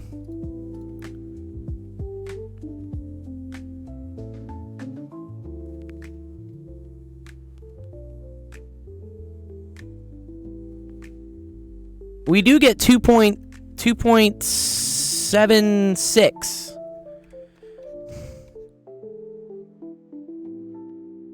Thanks, Machka. Which is kind of what they got, 2.75. Okay, cool. Nice.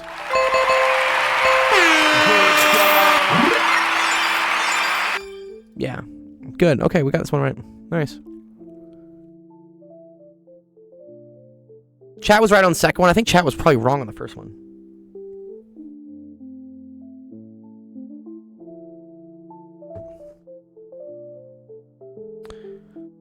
Or I guess this, dude, that spring constant's really small, right? So it actually would make a big difference, yeah?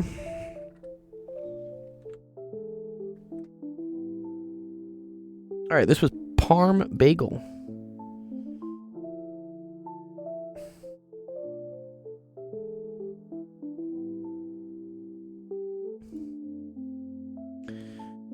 Chat was right.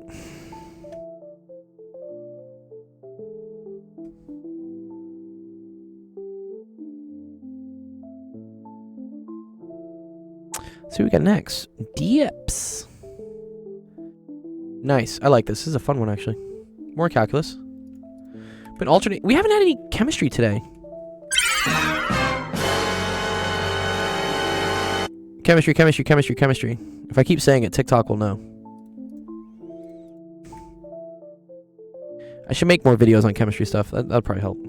I haven't had much time to make my short videos. The streaming takes up a lot.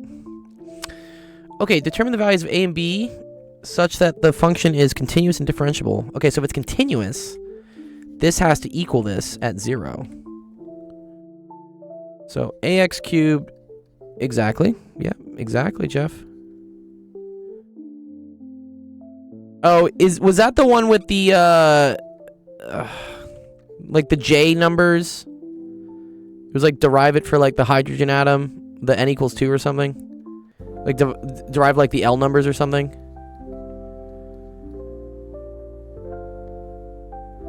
Yeah.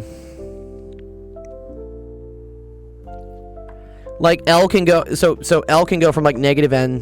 No, L can go from 0 to n minus 1, I think. And then m sub L goes from negative L to L. Okay, sorry, this is 0. So at 0. Oh wow. That goes away, right? 0 equals 1 minus 2b. Oh, great. So b equals 1/2. Love. Beautiful. So yeah, f0 equals f0. I guess we could say this is like f0 minus equals f0 plus.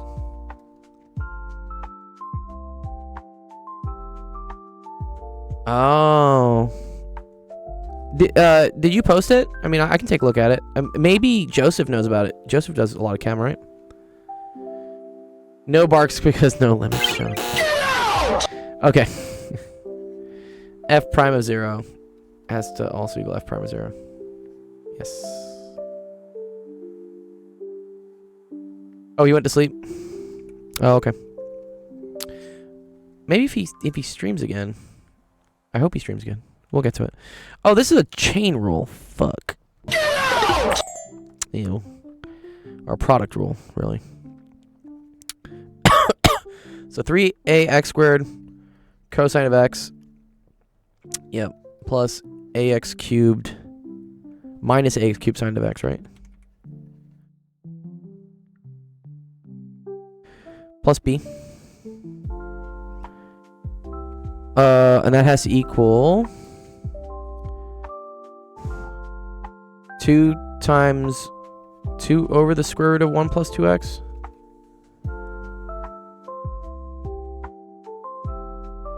It's due in 2 hours. You're not that guy, pal. Trust me. You're not that guy. What's up, Jaden?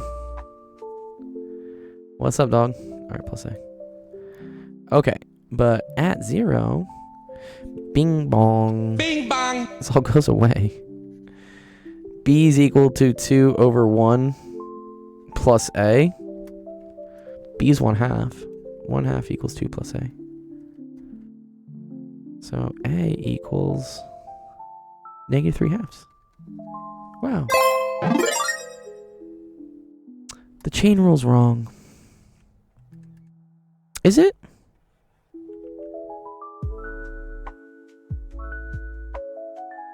Oh, I don't think it is. What? 1 plus 2x to the 1/2? Isn't that 1/2? 1 plus 2x. Oh, to the minus 1/2 times 2? Oh, so there should be another thing there. So that should be 1. 1 plus a. Yes.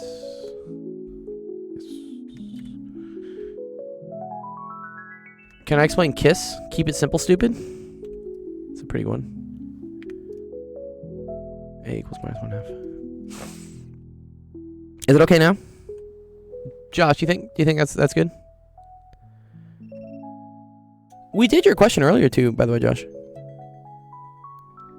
I think, or no, was that Joseph? Who was it?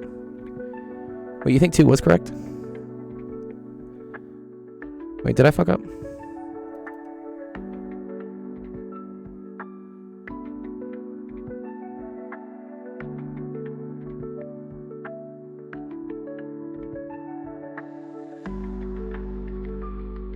Yeah, equals 1.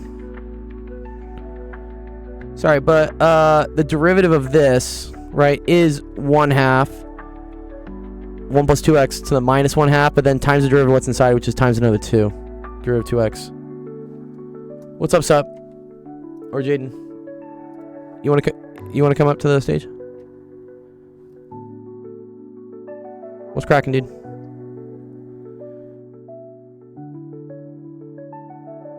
Oh, you're Deeps. Oh, thank you, Deeps. Okay. That's correct answer. Okay, nice. Okay, B equals 1/2. A equals negative 1/2. Great job there, Deeps. Good job, dude.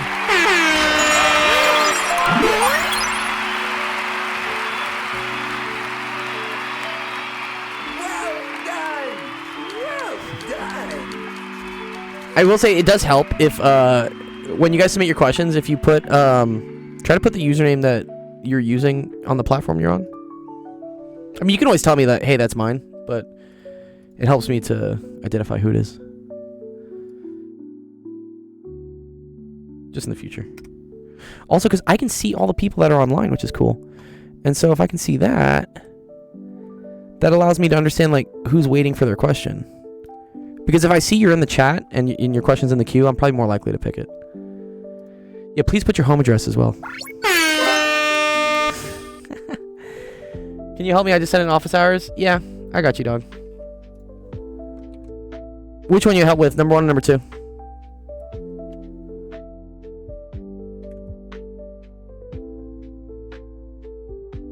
But nice. Dips, good job. I posted your question and the solution in our Discord. So if you want to go join our Discord, let me know if the link's not working. Someone said it was weird. But right here. There's your solution. And if you come claim it, I'll give you points. And with the points, you can buy gift cards and stuff.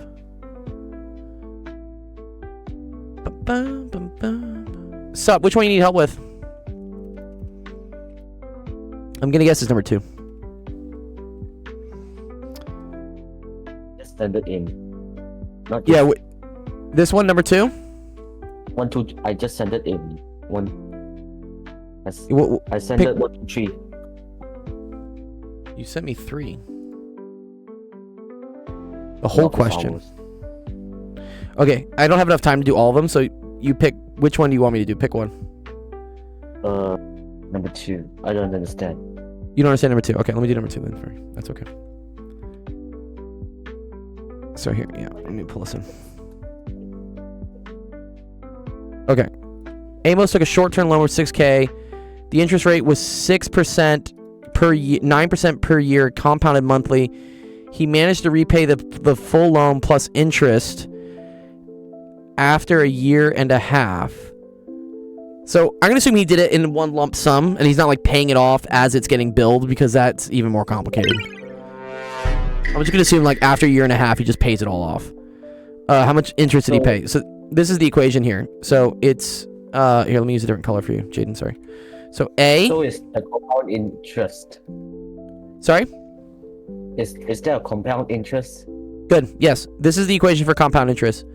A equals A naught, and then it's 1 plus R over N to the NT.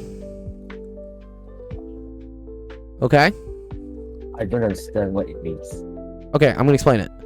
This is the initial amount you start with. That's 6,000. Okay? A naught is, this is the amount you owe. This is the initial amount you owe. Okay? And then this is times 1 plus R here is the rate, which is this. So 9% means R is 0.09. Good. So this is 0.09. And then they say compounded monthly. So in this case, N is equal to 12. Monthly means once a month, which means 12 times per year. So N is equal to 12. N is the number of times it's compounded per year. So do you understand what N would be if it was daily? 1. No, 365. because there's 365 days in a year. Alright. Okay. What's the difference between compound and simple interest? Compound means that it's building interest on the interest. Simple interest charges you a fixed percentage per year and doesn't worry about like fining you more for the stuff it's already fined you. Compound interest is a motherfucker. It's how like credit card companies like make tons of money. But so let's say, Jane, for instance, that I give you $100 and I say I'm going to charge you 3% interest, okay, per year, right? How much would you need to pay me after a year? 8% times 100. Yeah, so $3, right? 3% of 100 is $3, right? Yes. So you'd have to give me $3. Okay. What if, okay, and so the next year, right, you would give me another $3, right? You would just keep owing me $3, yeah? Yeah. How compound interest works is the second year that I charged you interest, I wouldn't charge you just 3% on the 100. I would charge you 3% on the 103. So you owe interest on the interest. So interest on the another interest. Yes, that's why it's compounding. Oh. Compounding means to pack or like to pack on top of each other, right? To like stack something. So it's like the fines, which is the interest you're paying, is like stacking on top of itself. That's why it's called compound interest. And it sucks. Okay, Wait, so yeah. Let me get out. I'm gonna get out the exercise book. Okay. Well, let me finish this question for you, because then I do have to go. I only have 8 minutes left. So after a year and a half, right? That's the amount of time that you were paying for interest. And that means T is equal to 1.5. Because that's a year and a half. 1.5 years. Okay? So now, you can just figure this out, right? So, this is, according to the calculator, 6,000 times 1 plus... What do you mean a year and a half? A year and a half, because that's how long they said it took you to pay it off, was a year and a half. Like 1 year and a half of a year. So 1 year and a half of a year is 1.5 years.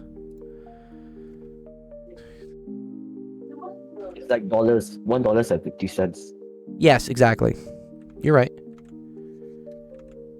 Okay. So this is what you get when you do the calculator. You get 6863.76. So how much interest did you pay? So the interest is equal to that minus that, right? So the interest... Why do we need to minus?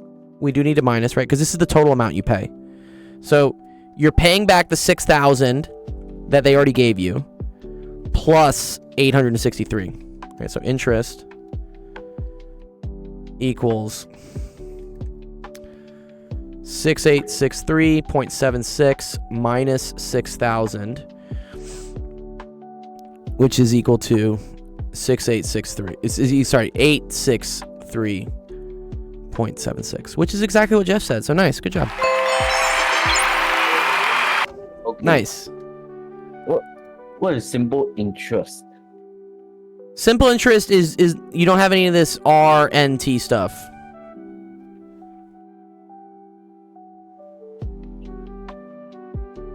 Simple interest is just P equals P not RT, I think is what it is.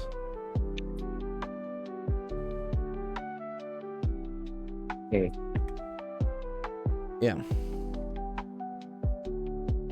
So here, I'm going to put this in the Discord, the channel below it called Homework Help. That's where like I put all the screenshots of everything I've done for you guys.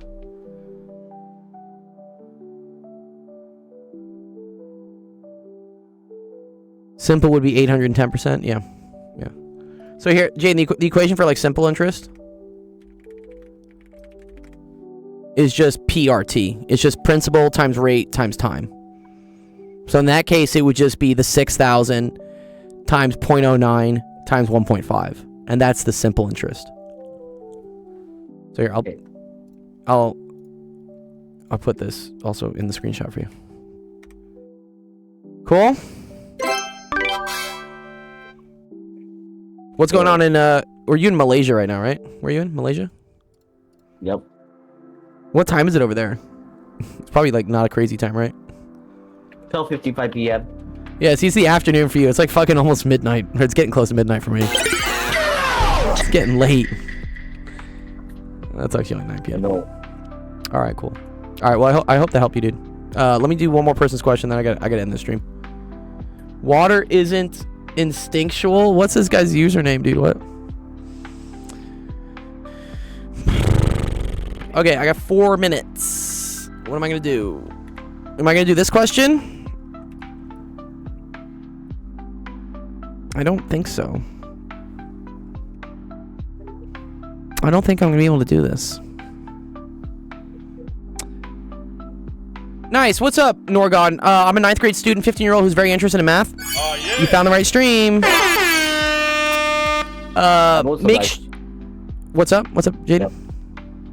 I'm also 9th grade. You were also 9th grade. Yeah, we also have other people from 9th grade from all over the world, actually. It's really cool. So, yes, make sure you go join our Discord, by the way, Norgarden. Oh, thank you, Clickbait. Shout out to you, Dr. G. Thanks for creating this community of educators, my friend. I'm glad the algorithm god introduced us. Yes. Yes. Yeah, if you want to submit it, I have to end the stream in 3 minutes, but please do submit it. Because anything that gets put into our queue right now, if I don't get to it, which I won't get to it in the next 3 minutes, it gets put into our Discord. So make sure you also join our Discord. And in there, we have a bunch of other awesome people who love to teach or just like solve hard problems and help you guys out. And so they might do it as well. Or like show you how it's done. Or it would probably be like a fun challenge to go through anyways. Okay. But I got... Glad you made it here. Yes, fem, yes. We're so glad. Clickbait, you are a gem of a person. I appreciate you, Clickbait. Yeah, make sure to join. Let me know if it's not working. Someone said the link was having issues on the Discord link. I hope it's not. I hope it's working. I think it's like some of the international people have issues with it. If it doesn't work, just go to like Google and type in like actual education Discord, and then like any one of these links should work. Yeah. One of them should work. Alright, I don't think I can do this one in 2 minutes. It's a cool question, though. Let's see what else we have. Ooh, this is probability. Much better than trying to build relationships with these children I'm in school with. Sometimes you gotta learn how to, I don't know, dumb yourself down. Or speak brain rot. The link is in the description. Yeah. Well, so it is also, if you go to the website to submit your question, the website is www.actualofficehours.com. This is where people are dropping screenshots of their stuff. And then you can hit join our Discord and that should work. Okay, I don't think I can do any of these questions in like a minute. Sorry, I've been running out of time. This is so cool though, man. I love this. This is a great probability question. Fuck. I really have to go though. I've been streaming for 4 hours already. Bungus, I like your question. Ahmed, I like your question as well because this is fun. Statistics. Yeah, you know what? These are great. I'm going to talk to Zach, and I'll tell Zach that maybe if he wants to go through, we had a couple really fun. Yeah. Yeah, this is also cool. I like all your questions, guys. Ooh, this one. Log of X? Yo, how do you integrate that one? Okay. All right. I got 6 seconds left. So, yeah. Ask E to the 2i Pi. Yes, he's going to be on in about 10 hours. So, go ask him. Okay, cool. Let's end out the stream. Alright, thank you everyone for coming to Actual Education Office Hours today. Appreciated it. It's a fun little Friday night with you guys. Lots of fun questions. I really wanted to get to the other ones. There were some fun ones in there, but alas, I do have to go. But not to worry. Again, make sure, go to the website, actualofficehours.com. There you can... Thank you, Jorgen. I appreciated all your insight as well, Jorgen. Yeah, I have such an awesome community on all these platforms. I love you guys. Thank you for you know, sharing your passion for math and science and learning and all that fun stuff. It's great. It really makes it worth it. But if you want to keep the party going, make sure to click here on the streaming schedule, and this will show, because I'm not the only person that does this. There are a lot of other awesome people who stream free help. This has a calendar of all the different streams that are happening, and it's updated like pretty instantly. So if ever there's like a last minute change, you'll see it on this calendar. So Zach is streaming at 9 a.m. So 12 hours from now. Zach is going to have his own little math help stream. And then next week, we got some awesome events. Penn Center's got a fun podcast series where he talks about like math and teaching stuff, which is great. And then, yeah, more streams. We will be here. So make sure, go check this out. And if you're following us on, you know, TikTok, maybe give us a follow us on YouTube. That's where all the recordings for all these streams are posted. So if you want to go back and like rewatch what happened.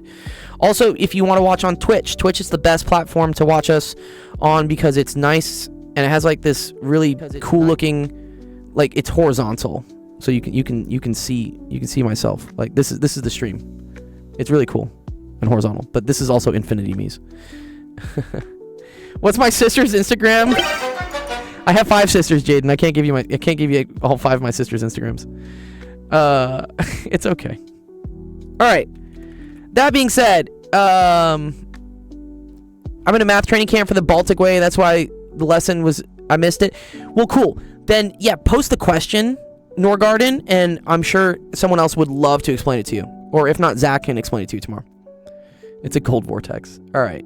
We're going to go raid somebody. So who are we going to go raid? Who else is on tonight? Yes, you have a great night as well. I hope you feel better. What's happening? Streamer Awards, Gem nominee, DJing, space news, stuff with stuff. Here, let's go say hi to Science. Science has been on. Let's go say hi. It's a Friday night. All right. That being said, enjoy the rest of the week, the start of the weekend. We will see you guys on Sunday. Peace.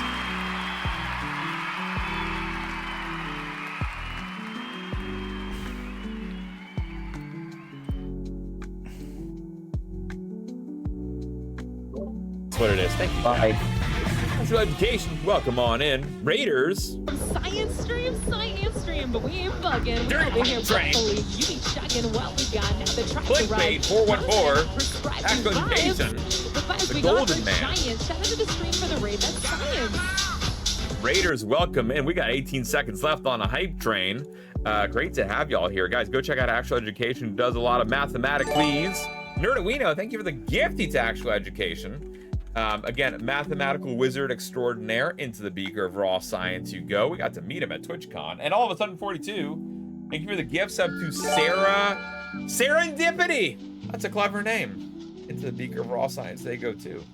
Actual Education, how was the show today? What were you up to? What kind of mathematicallys were you helping with the party people? Lasagna, aka Garfield. Thank you for the 100 biddies. Doesn't scare me, just people in suits. That's fair. That's fair. That actually makes me nervous too. Guys, welcome on in. Again, thank y'all for the hype train, by the way. 4 hours of calculus and physics stats today. Nice. Anything you'd like to share, Actual Education? You know, Mikasa, Sukasa, feel free to throw it into the chat. For the Raiders coming in with Professor of the Education Variety, my name is Belent, 1/4 of the Science Stream team. The other 3/4 are my wife, Lita, our daughter, the Munchkin, and our brand new son, Buster Brown. Oh my God. That, I misread that for a second, Fishman. Good Lord, I misread that. Insane Clown Posse just got a gift sub from Mr. Fishman. Thank you, Mr. Fish. Into the beaker of raw science they go.